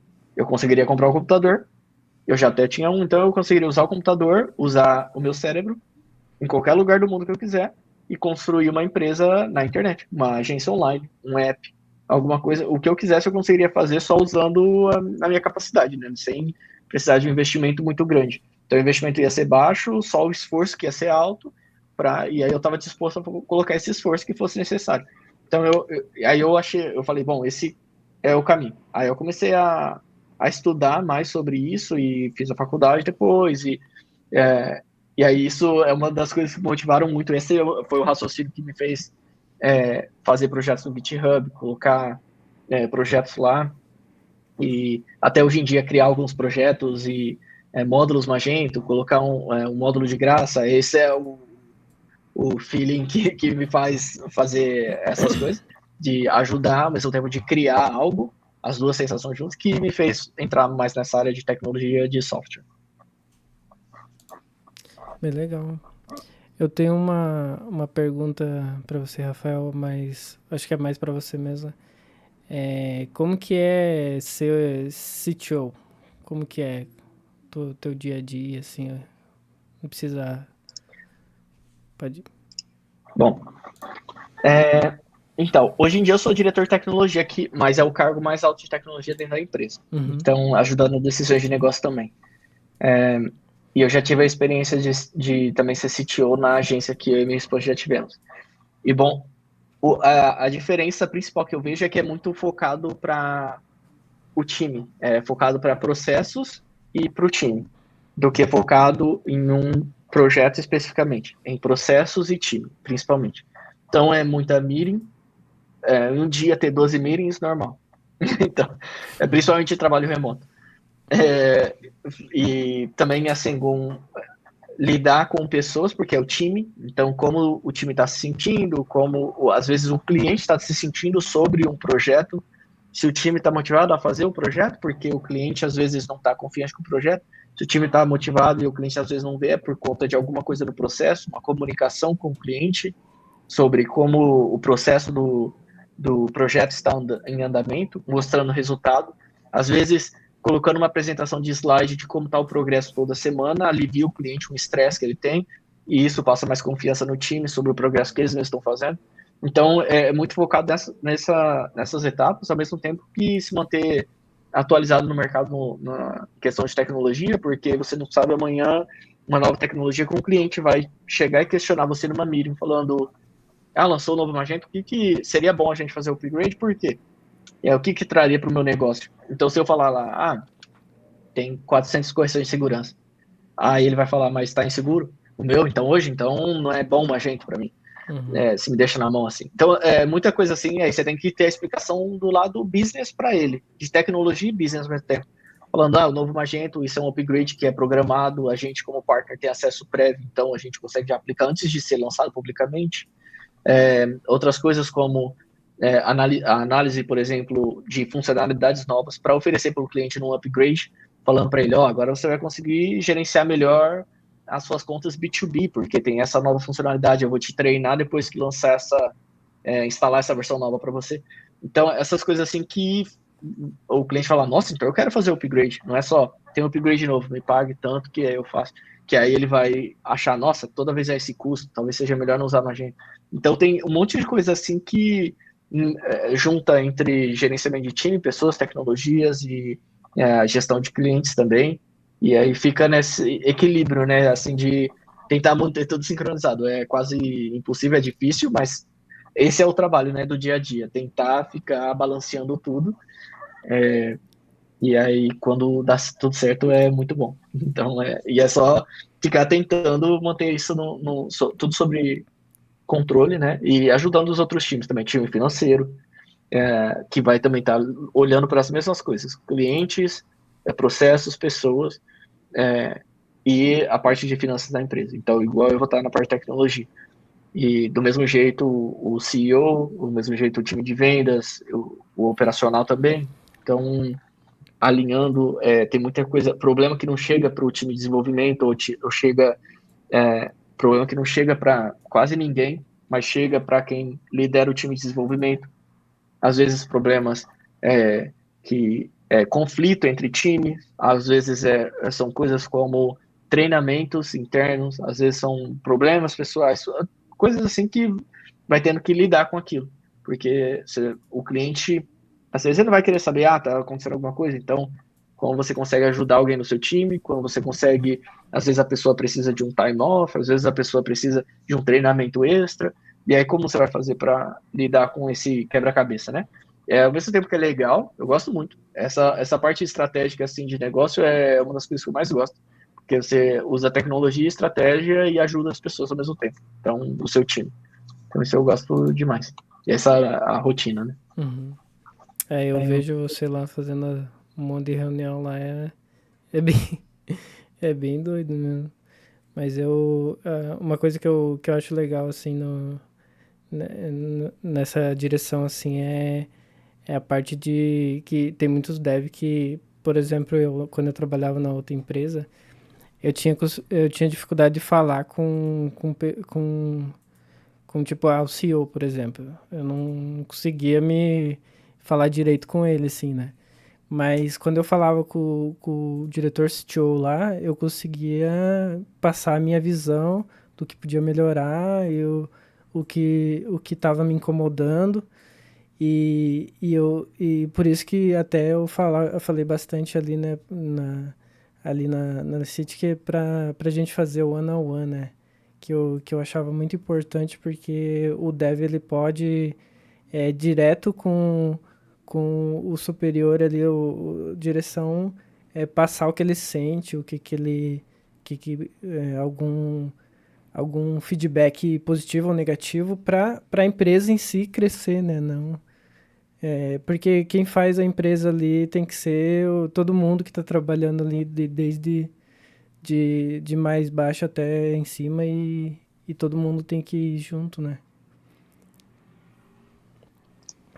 Sim. O trabalho em equipe, eu acho que é uma das coisas mais importantes, assim, tá como um time, né? Porque no final das contas tá todo mundo junto ali, o resultado não é o resultado visto quando alguém vê, esse projeto, olha, quem fez esse projeto? É o time que fez, todo mundo que participou dele, é a empresa, para falar, foi aquele time que fez, ou aquela empresa que quem compõe a empresa e processos ou teams, vai ser, no final das contas, são as pessoas, né? Então, eu acho que essa conexão, esse one-on-one é bem importante mesmo. Queria fazer uma perguntinha para Chay. Pode ser para o Rafael também, mas são em dois sentidos. A gente sabe, assim, que falar um pouquinho da desigualdade de gênero no mercado de trabalho, assim, se ela sentiu alguma, pode ser também por ser ou brasileira ou por ser mulher, se ela teve alguma situação, assim, de preconceito ou no trabalho ou em alguma situação que ela tenha vivenciado aí no Canadá, ou você também, Rafael? Olha, eu vou dizer que eu senti mais no Brasil do que aqui, viu? No Brasil eu achei, não sei, principalmente em São Paulo, talvez não no interior, eu vejo que no interior é um pouquinho diferente, mas em São Paulo eu sentia que, por ser mulher, era diferente a forma né, que era ouvido, que eu falava. Então eu sentia que eu tinha que provar muito mais as coisas. Não que eu não tenha que provar nada, né, como profissional em geral aqui, mas eu acho que eu consigo acessar algumas coisas que eu talvez não tivesse essa oportunidade no Brasil. Claro que, né, provando a minha capacidade, né, participando das coisas e mostrando, né, tudo facilita, mas eu vejo mais a porta aberta aqui, nesse sentido, para as mulheres. Então, por exemplo, vou dar um exemplo bem básico. Aqui, o tempo que uma mulher fica grávida, por exemplo, fica fora do trabalho é de 1 ano. Então, o governo paga por 1 ano e quando ela volta no trabalho, volta tudo normal, como antes. Não tem essa questão de, você estava grávida e agora e tudo mais, sabe? Não tem essa questão de se você tem filho ou não te contratar. Eu vejo que o pessoal é muito mais aberto para a família, no geral. Tanto para as mulheres, quanto para as mulheres com filhos, para homens com filhos. Então, eu vi muito menos resistência. Sobre a questão de ser imigrante, como eu falei, eu achei tranquilo, principalmente aqui no Canadá. Né? Agora, quando você fala com pessoas dos Estados Unidos, que trabalham na empresa também são dos Estados Unidos, eu vejo diferente. Eu já vejo um pessoal mais, tá, imigrante, mulher. Mas o pessoal daqui, não. Então, aqui eu achei uma oportunidade muito boa no mercado para as mulheres no geral. E é isso. E principalmente para o profissional de tecnologia, eu vejo que eles veem muito como um só, assim. Tanto homem quanto mulher é pessoas de tecnologia. Precisamos de pessoas de tecnologia no geral, e independente do gênero. Então, para mim foi mais fácil aqui. Para mim, a única coisa que eu vi, assim, de diferença foi uma vez que, quando a gente tinha acabado de aprender francês, Aí teve uma reunião com uma agência parceira de um cliente e nossa, representando o cliente, falando, e aí o cliente, essa agência parceira começou a desafiar em francês, e eu tinha acabado de aprender, então por eu não estar falando fluentemente na época francês, eu estava explicando o ponto de vista e tudo, só que gaguejando e às vezes falando um pouco ali, aí o cara começou a descredibilizar e falar algumas coisas e querer, sabe, falar assim, querer dar uma, né, de, tipo, que eu não sabia, e algo assim. Aí eu peguei e mudei pro inglês. Comecei a questionar ponto a ponto pra ele, aí ele ficou assim, realmente, isso daí eu não sabia.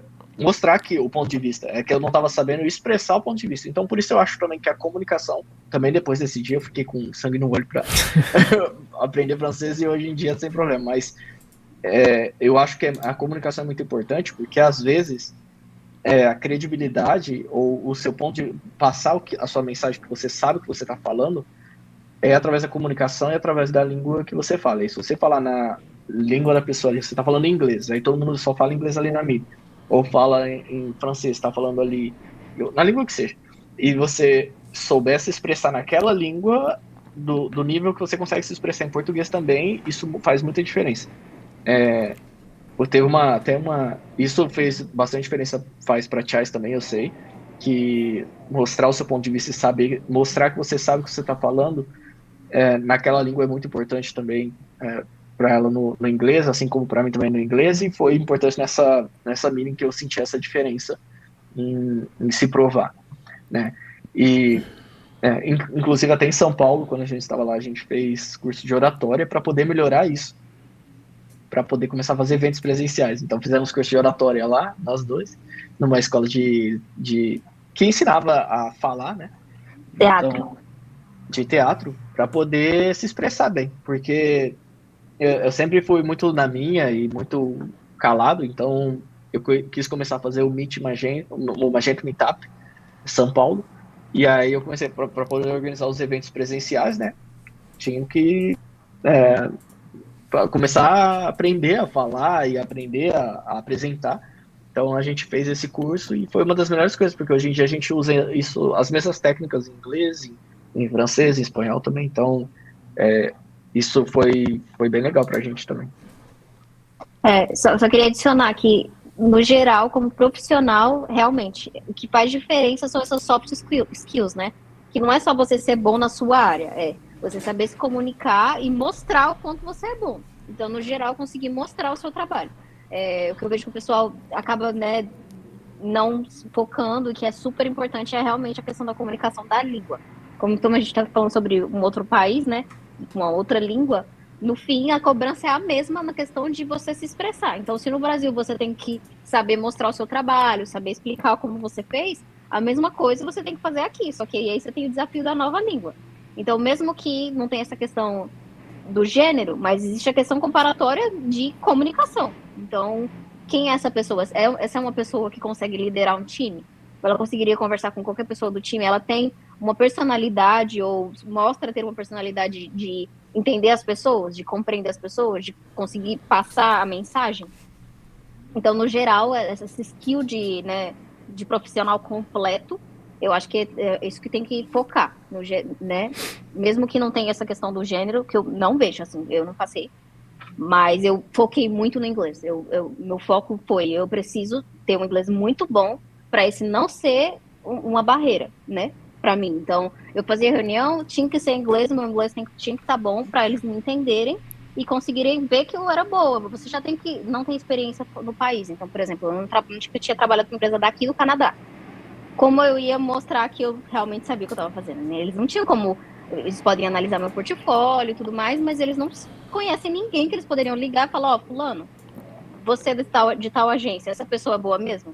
Eu tinha cartas de referência e tudo mais, mas eu não eram pessoas conhecidas aqui. Então, eu me comunicando e mostrando o meu trabalho, vou dar um exemplo como designer, né? No caso, você tem que explicar o porquê você tomou decisão sobre alguma coisa. Então, até uma cor que você escolheu, o porquê daquela cor. Então, tem que saber explicar o conceito, por que você tomou aquela decisão, e independente do país, isso é importante. Mas aqui com outra língua, né? E hoje em dia tem que ser em francês e inglês. Aliás, principalmente em inglês, mas em francês também. Então, já aumenta um nível, mas o bom é que você consegue se diferenciar no mercado por ter as línguas. Então, se você já é um bom profissional e fala as línguas, você acaba passando na frente de outras pessoas que não têm esse skill de comunicação. E aí já se diferencia, né? Foi um dos motivos também que fez eu querer fazer o podcast. Foi isso também, porque eu sempre falo que, tipo, eu não gosto de pessoas, nunca gostei de pessoas. Eu sou bem na minha, assim, e é uma coisa que antigamente não me incomodava, na verdade eu queria ser assim, antigamente, mas hoje em dia é uma coisa que eu queria mudar, eu queria conseguir falar melhor, e tanto é que, tipo, quando eu comecei a trabalhar ali com o Rafael, é, no inglês ali, eu nunca fui bom no inglês, mas, tipo, mesmo uma pergunta que é só sim, por exemplo, só yes, eu não conseguia responder. Mesmo se fosse uma coisa muito simples, eu não conseguia. E eu tô até me forçando a tentar falar mais em inglês e me forçar mais. E eu tô vendo que a minha evolução tá indo até. E eu tô gostando, na verdade, agora. E o podcast eu acho que vai me ajudar bastante, né, nesse quesito também de falar melhor, assim. Sim, Pode falar. Não, eu ia falar, e hoje em dia o pessoal até elogia o Jonathan, o pessoal lá, o Fih, por exemplo, ele vai elogia a comunicação, isso é bem legal de ver. E é isso aí, Jonathan, é bem legal saber que você está fazendo isso na sua goal, né? E uma dica que eu daria é rever o próprio podcast que você está fazendo para poder ver a sua comunicação. Aí você, só de ver, você na próxima vez fala, eu vou falar tal coisa assim diferente. Um segredo. E aí Ele você viu mais começa. 100 vezes. Ele adorou, assim, o primeiro, assim, eu acho que eu fiquei até zangada, assim, meu. Calma, a gente tá trabalhando, ele bota ali alto e eu não consigo me concentrar, calma, a gente vê mais tarde, a gente vê uma outra hora, né? Tem hora, mas eu acho que só ele ali foi mais 100 visualizações. Mas é legal, ele ficou bem feliz, bem orgulhoso que a gente está fazendo, assim, a gente teve essa ideia, justamente por isso também, somos dois, acho por isso que deu tão certo, a gente fica mais em casa, a gente tem esse perfil mais antissocial, e é soft skill, né, essa inteligência emocional, essa comunicação que eu também estou exercitando, tive uma retro aí acho que na semana passada, e foi o que o time mais sente falta de mim, que é comunicação, e que também faz parte muito da minha ansiedade, como eu falei para vocês, profissional. Eu, às vezes, penso que eu não tenho nada para agregar no time, o que eu vou falar é besteira, não vai ser útil para o time, e eu fico, eu falo, não falo, vai ser bom, vai ser ruim, em vez de só arriscar, falar, ou ninguém tá ali, não vai me julgar, entendeu? Todo mundo ali tá como um time, a gente tá no mesmo caminho, fazer acontecer tudo certinho e tal. Então, vai ser sim, muito bom o podcast, até criei ali até um canal também para eu postar minhas coisinhas, para que eu gosto também, para eu cantar, para eu tocar meus instrumentos, para eu tirar um pouco dessa trava que a gente tem. Mas eu vejo sim o esforço dele a respeito do inglês, ele está evoluindo bastante. Eu vejo ele tentar e sem comparações, ele fez 1 ano agora na empresa, e do que quando ele entrou aí até agora, que ele até disse aí, não conseguia falar nem o yes, que é tipo bem básico, ele não conseguir destravar isso, já foi um passo muito bom, muito ótimo, assim, e a gente tá se esforçando também, a gente até procurou aí agora uma professora particular pra gente se esforçar, porque também um dos meus objetivos é trabalhar para fora, né, e evoluir nisso. A gente não tá com esse sonho ainda de ir para fora, assim, para morar. A gente gosta aqui do Brasil, mas é um sonho meu também, ser fluente na língua e, quem sabe, num francês aí mais pra frente, entre outros, né? Eu Ah, que diria legal. eu diria que se soltar assim mais socialmente vai te ajudar até com aprender a língua mesmo. Eu, assim, nada é perfeito, tá? Agora eu falo, é porque eu foquei no inglês, mas eu morria de vergonha. Não queria nunca que ninguém ouvisse eu falando. Não queria ouvir uma gravação, entendeu? Falava assim, não era eu, não era. Morria de vergonha. Tinha sala com vários alunos, eu não queria falar, queria ser a última pessoa, quando todo mundo já foi embora. Hoje em dia eu tô mais solta porque socialmente também eu me desenvolvi mais.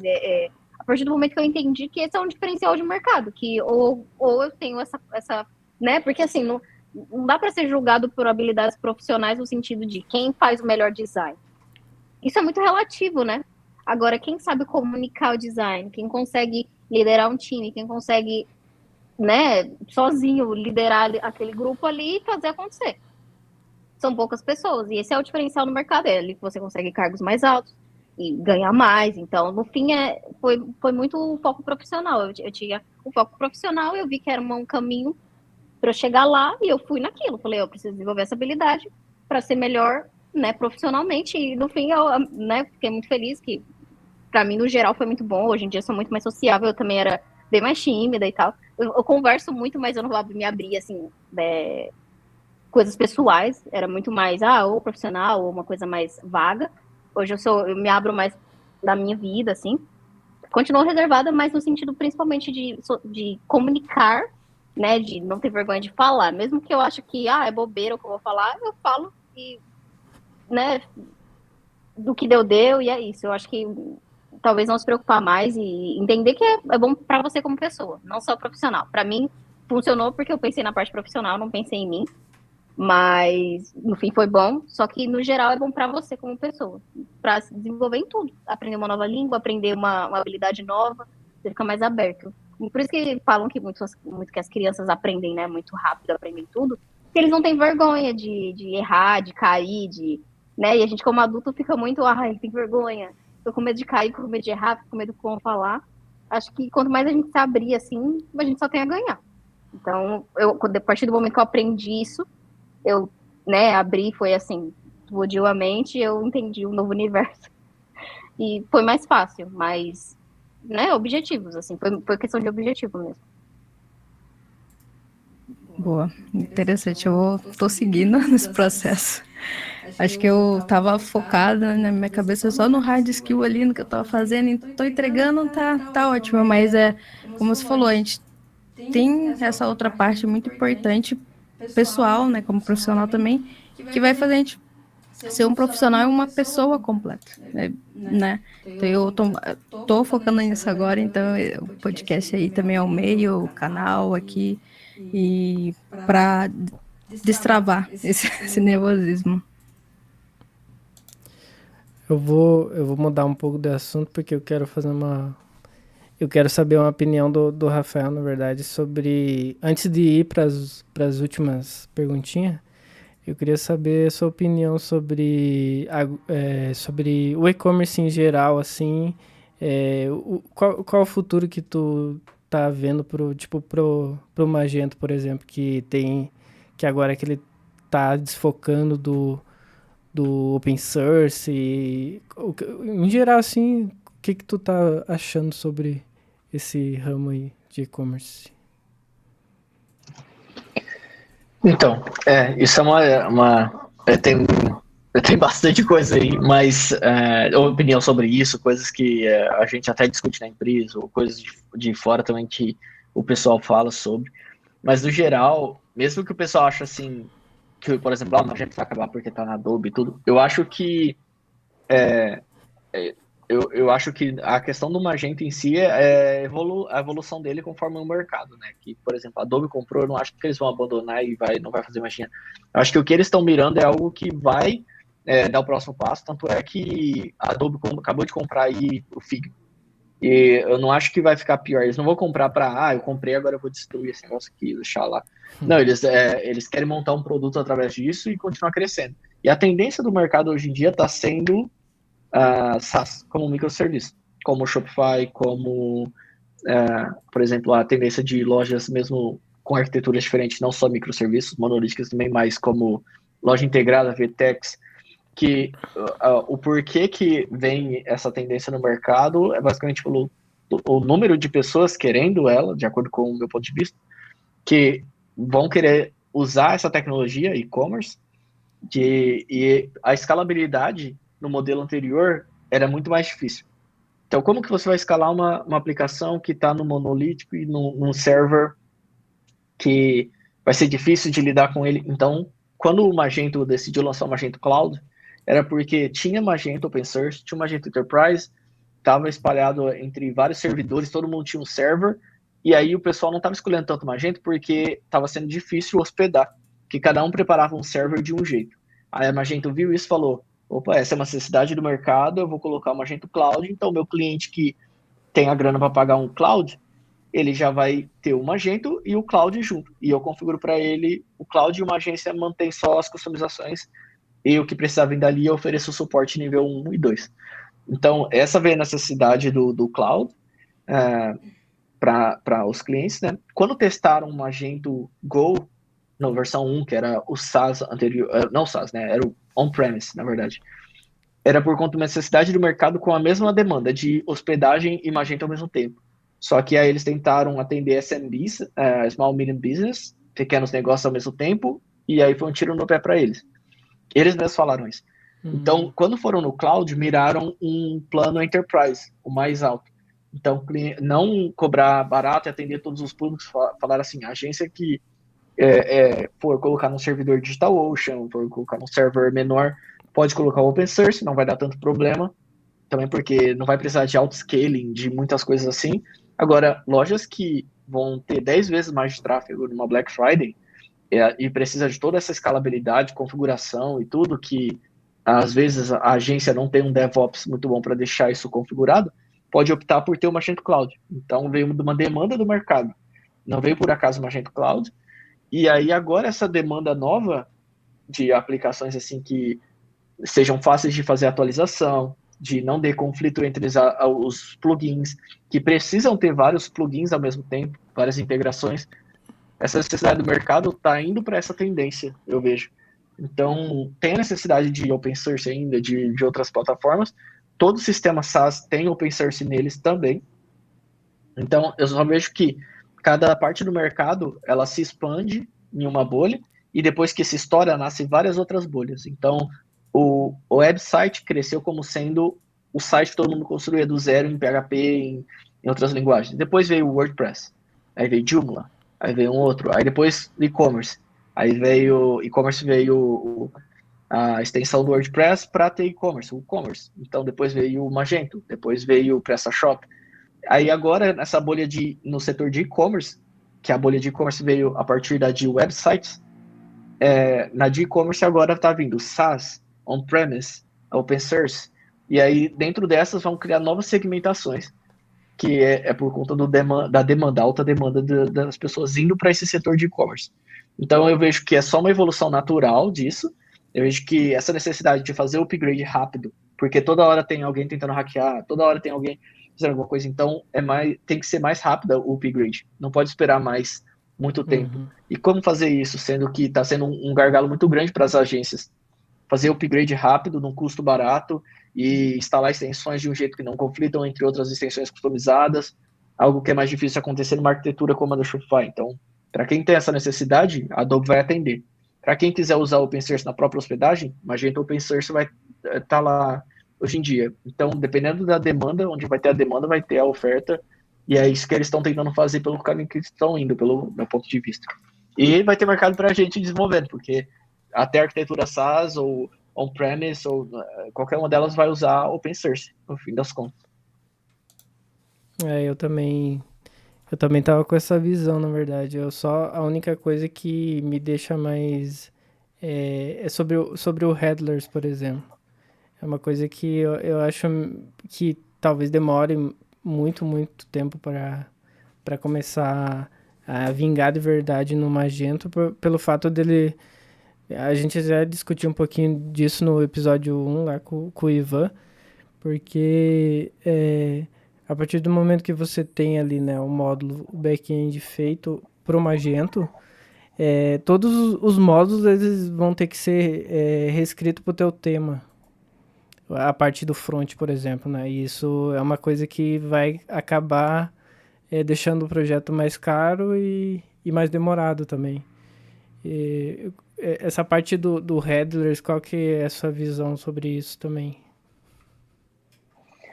Bom, então, eu já trabalhei com o PWA Studio em alguns projetos, mas também eu já trabalhei no Shopify Hydrogen, que é headless também. Inclusive, eu tenho curso lá no Shopify Hydrogen, na Udemy.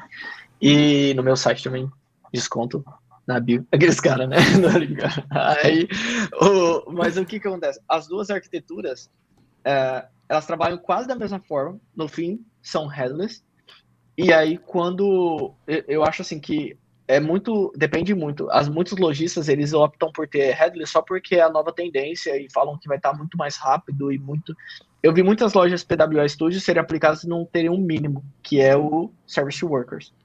Não tinha Service Workers ou não tinha as funcionalidades PWA, ou seja, fez uma loja 5 vezes mais cara, mais lenta, eu já vi lojas, eu tenho um vídeo até gravado de benchmarks de 5 lojas consecutivas mais lentas, não porque a tecnologia não possibilita fazer mais rápido, é porque, basicamente, o porquê eles mudaram para headless não foi feito um planejamento, só mudaram porque era a nova tendência de palavra na moda. Então, alguém vendeu, aí não se cruzou com o time de entrega o que foi vendido. É sempre algo desse tipo. Tem uma demanda grande por headless, só que normalmente esses clientes que precisam de headless, eles não encontram o headless, porque quem encontra headless é quem está decidindo o que escolher, aí empurra um headless assim de cara, sem falar o porquê. É mesmo que você chegar no médico hoje, e aí falar, eu tô com uma dor aqui, aí ele já sempre manda um remédio só de pirona e pronto. Então, e não pode ter um remédio de padrão, assim, para poder seguir.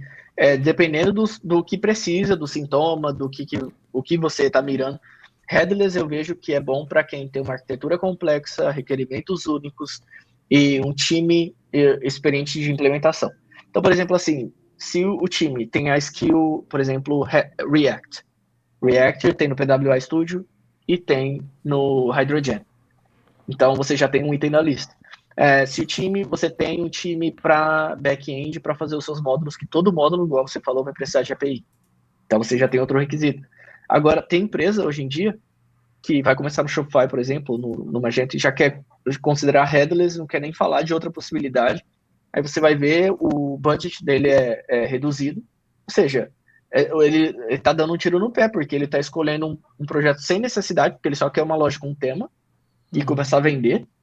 E por que ele vai para headless? Ele só quer uma loja com tema, começar a vender para depois ver o que ele vai fazer e o budget limitado, o valor para ser investido limitado, né? Então, o principal approach deveria ser uma loja limpa com tema, os módulos correios, PagSeguro, um ou outro módulo, começar a vender e depois ele vê o que o cliente dele precisa para adaptar na loja. E antes de fazer decisão de arquitetura, baseado em tendência, né, de mercado, em nova palavra sendo dita. Eu vi isso como uma tendência de agências muito grande, que é assim, eles usam essas palavras novas que chegam no mercado, coloca essa sopa de letrinhas assim para o cliente e fala, nova tendência, tá em todo lugar, headless é a melhor coisa, e empurra uma coisa que é ruim para eles, falando, se você não tiver no headless, você tá por fora. Então, headless é o futuro, vai ser 10 vezes mais rápido e tudo. Vendeu, assinou o contrato, pronto. Aí, próximo contrato, e não quer saber. Aí, depois de você fazer, se quiser continuar ou não importa. Isso é muito ruim, porque aí isso queima o Magento, porque aí o cliente fica achando que o Magento que não presta. E aí gera toda essa dor de cabeça sem necessidade, e aí isso faz o cliente pensar em ir para Shopify, ir para BigCommerce, e do Shopify ir para Magento também. Então, mas no final dá insegurança para o cliente não poder confiar em uma agência dando sugestão. Então, isso é esse tipo de approach que eu acho que é totalmente prejudicial para a agência. Eu acho que o ideal é entender a necessidade do cliente, traçar um plano, explicar os motivos de qualquer arquitetura, discutir, validar e depois aplicar. Mas bem legal ver essa visão tua aí, porque eu já tinha escutado um pouco lá na empresa, né? Mas é bem interessante ver de novo aqui e deixar gravado também para os outros devs também ter essa visão também, porque tem muita gente que eu converso que meio que fala, tipo, o Magento morreu, tipo, umas ideias nada a ver, assim, mas é até compreensível, assim, porque a Adobe, ela eu, pelo menos, eu acho ela meio fechada, assim, não divulga tanta coisa. Às vezes parece que tá indo pra um caminho, aí do nada, sei lá, parece que eles tomam outra decisão, assim, sem muito explicar o porquê, assim, mas é bem legal ver essa visão tua. E até quando foi começar a migração para Adobe, teve uma reunião fechada. Aí nessa. Opa, eu acho que o microfone tá aberto, tá, Chais? Você poderia. Obrigado. Aí, uma das coisas que eles mencionaram na ligação foi assim, que o approach, a abordagem da Magento era muito focada em como ia desenvolver, e aí nisso eles faziam over-engineering de muitas coisas, e aí acabava estragando o próprio produto deles por tentar colocar tudo dentro do Magento. Quem nunca viu aqueles monte de módulo nativo que vinha e tudo, e um monte de funcionalidades que vinham pela metade, né, ali dentro.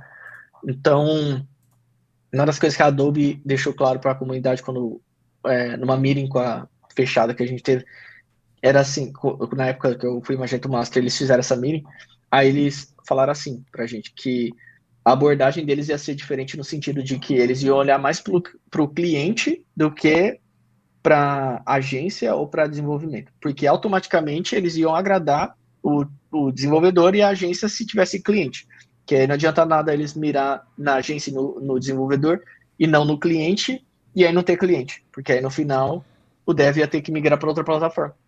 Então, porque não ia ter cliente trabalhando naquela plataforma, né? Então, eles estavam falando que essa era a diferente abordagem que eles tinham visto nesse quesito, e aí isso se refletiu na certificação. Eles falaram assim, bom, certificação que valia para sempre era bom para o dev, não para o cliente que iria contratar alguém que tirou certificação há 10 anos atrás, nunca mais trabalhou com Magento, não sabia, tinha a mesma equivalência de que alguém que tirou mês passado. Então, eles falaram, é bom para o cliente se for ter que ser renovada. E aí chegaram ao meio termo agora, que é quando você vai renovar a certificação, é mais barata, cai menos perguntas, e a validade são 2 anos em vez de 1. Então eles acham o mesmo termo, assim, só que o principal foco é no cliente, que no final vai trazer mais dinheiro e vai fazer a plataforma evoluir mais, né? Então isso que eu acho a parte legal. Eu acho que eles são mais focados nos clientes como a Adobe em si, do que Magento era como empresa. Faz sentido, verdade. Você tem mais alguma pergunta, Mary? Tu quer fazer? Pra finalizar aqui, mais uma perguntinha. Já falou aí um pouco da trajetória deles até então, profissional, pessoal. Eu queria saber quais são os planos de vocês daqui para frente, ter mais sonhos aí, ficar mesmo no Canadá ou ir morar em algum outro país. Então, a gente tem planos de poder viajar para outros países, né? A gente está planejando ter filhos aqui no Canadá, e porque o ambiente para criar filhos parece ser um ambiente muito bom. Mas a gente não conhece outros países, a gente gostaria de viajar e conhecer Paris, conhecer a Itália. Então, Portugal a gente também queria ir, Israel a gente quer visitar para ver também, outros lugares nos Estados Unidos. Então, explorar assim, para poder ver outros países como que é a cultura lá. Então, até outros lados aqui do Canadá, como Vancouver, a gente tem um amigo em Vancouver, a gente gostaria de ir lá ver como é que é, parece ser um lugar muito bonito. Então, eu acho que essa experiência viajando, eu falava que eu não gostava de viajar para Chais. Aí, falava, não gosto de viajar, sou na minha. Aí, quando a gente viajou, a primeira vez, que foi a primeira vez que eu vi praia na minha vida, foi quando a gente chegou para morar não para morar, foi a primeira vez que viajou para Miami.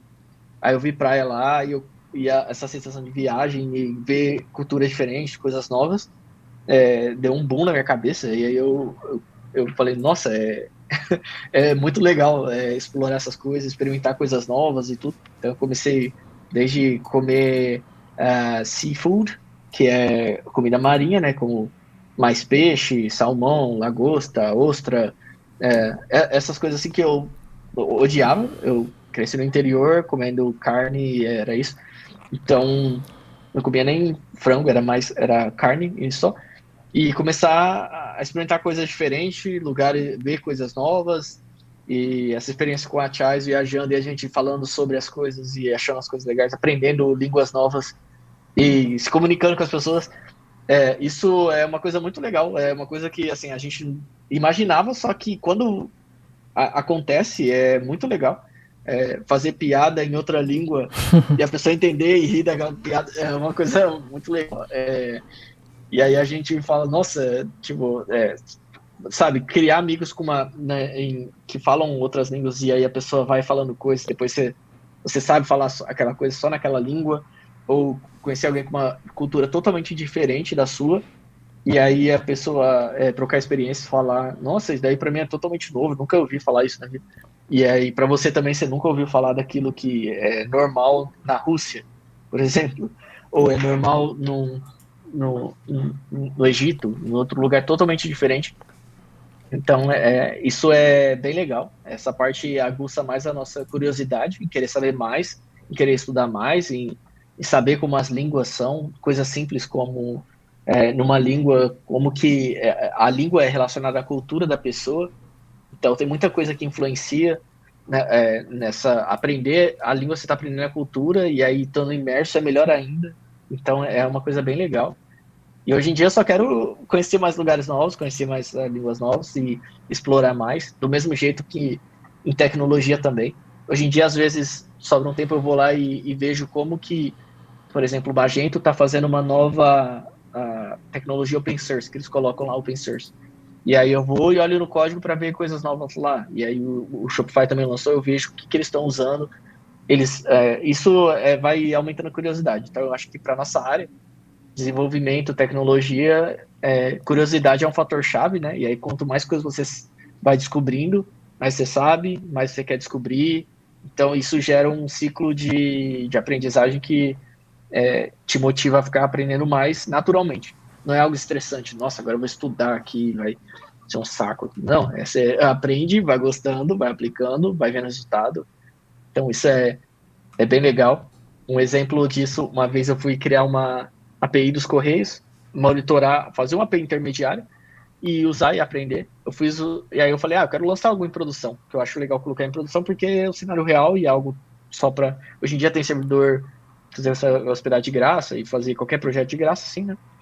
Aí eu fiz uma extensão dos Correios para Chrome e aí tava lá, de repente eu fui ver, depois de alguns meses, tinha 500 lojistas usando. E aí eu tinha que tirar do ar, porque eu ia trocar o servidor, não ia mais usar. Lojistas começaram a contactar falando que usava, achou até que era oficial dos Correios e estava usando, e começou a contar naturalmente como que eles usavam aquilo. E aí eu fiquei, nossa, que legal, tipo, fiz um negócio, aprendendo uma tecnologia, coloquei lá e o pessoal usando, totalmente amador na época. Uhum. Mas aí o pessoal usando mesmo assim, porque tava lá na loja do Google Chrome para poder usar a extensão de calcular frete. E aí isso foi uma das coisas na tecnologia que me fez ficar mais curioso. Já em viagens foi assim que a gente começou a viajar, a Tchai sempre gostou e eu comecei a gostar mais também. Então, eu acho que no geral isso, né, de curiosidade vai aumentando assim que a gente vai descobrindo coisas novas. Você quer comentar, Chay? Nossa, eu ia dizer que realmente a gente está numa fase agora de explorar mais, assim, de viajar, de conhecer mais as coisas. A gente acabou, né, passou pelo Covid, a gente fala que aconteceu um buraco negro, que todo mundo entrou e perdeu 3 anos. Então a gente está tentando recuperar esses 3 anos aí. Mas, né, agora viajar muito, explorar muito, conhecer as coisas. A gente quer, né, começar a construir uma família daqui a alguns anos ainda. Mas né, acho que conhecer coisas novas, acho que é experienciar, né? A gente sempre começou a trabalhar muito cedo, então tudo foi sempre muito sério. Acho que agora é o nosso momento de, né, curtir um pouco, viajar e tal, e explorar. A gente tem agora, né, por agora, a gente pensa que vamos continuar aqui no Canadá mesmo, então nós pensamos em, né, continuar especificamente aqui em Montreal, eu gosto muito da cidade, mas né, viajando, talvez a gente se apaixone por algum outro lugar e decida mudar, e a vida é assim, né? Então, por enquanto, é aqui no Canadá. Talvez a gente se apaixone muito por algum lugar, uma cidadezinha da Europa que a gente foi visitar e quer muito ficar lá. Então, acho que a gente está muito aberto. Agora, são os nossos planos, mas estamos muito abertos para possibilidades, assim, no geral. Bem legal. Para finalizar, eu queria fazer uma outra pergunta que no outro podcast o Ivan que teve a ideia de falar. O que vocês, se você tivesse a oportunidade de voltar lá atrás, em qualquer data, assim, mas mais novo, né? O que vocês iam falar pra vocês? Algum conselho? Alguma coisa que vocês iam falar pra vocês lá atrás?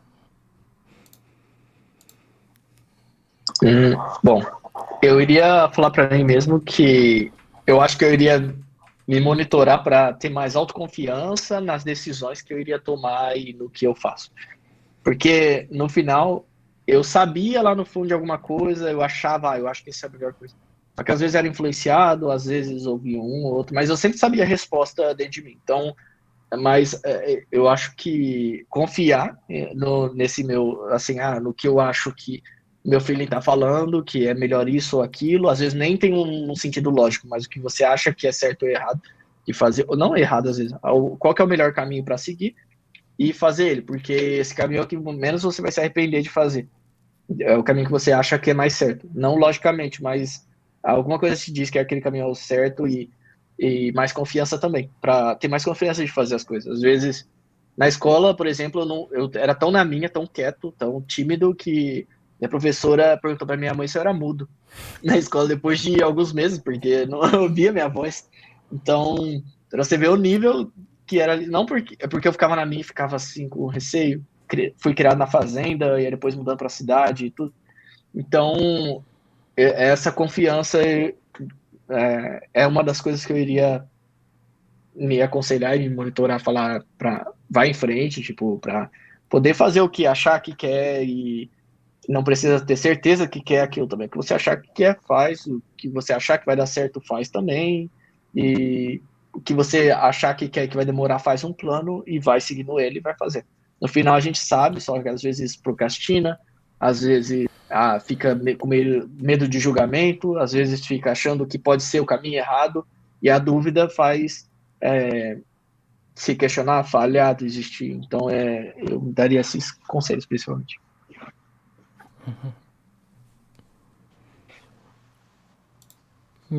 Quer comentar? Tchau.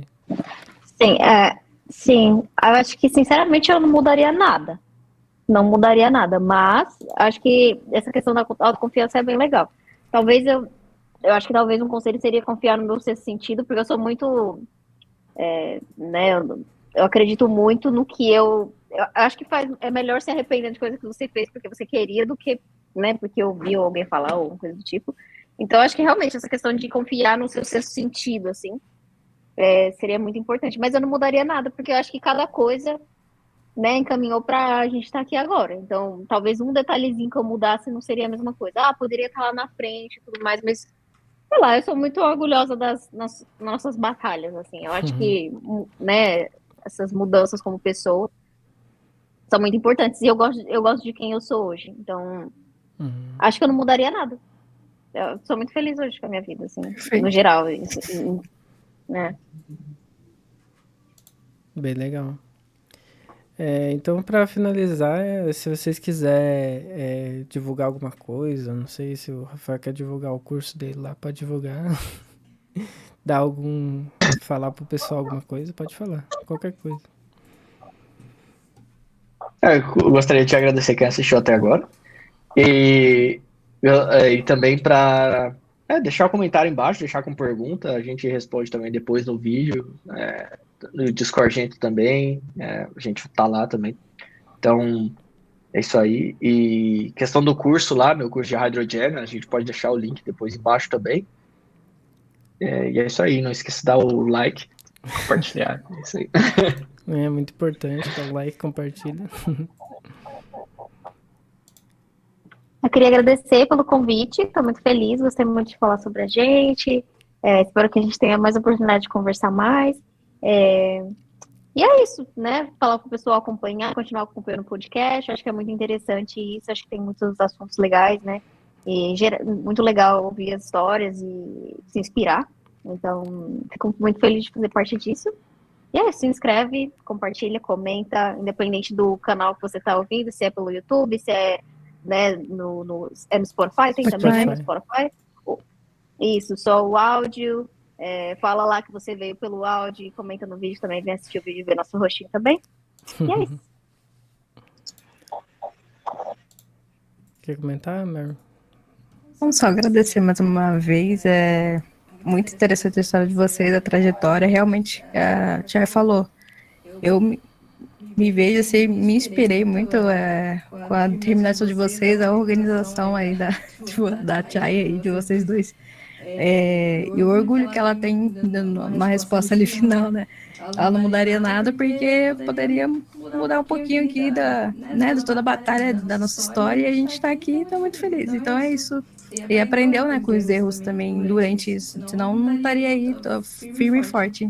Então, concordo e obrigada aí vocês por participarem. E tá aberto para vir novamente falar de qualquer outro assunto que vocês quiserem também. Obrigada.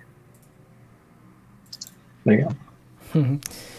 Eu quero agradecer também vocês por ter aceitado a vir aqui, abrir também a vida de vocês e conhecer tudo que, tipo, eu ouvi o Rafael falando bastante de você lá, e que a organização e tudo, eu também fiquei bem impressionado, assim. Eu até falei pra Mary, assim, sobre isso também, porque ela gosta muito dessa organização. Mas eu agradeço por vocês terem aceitado e também quero agradecer quem tá assistindo até agora aqui. E vou deixar tudo na descrição, os links do curso, e também se vocês quiserem colocar uma rede social, alguma coisa eu coloco também. E é isso, vamos finalizar por aqui. Obrigado quem está assistindo e até mais. Valeu, até mais.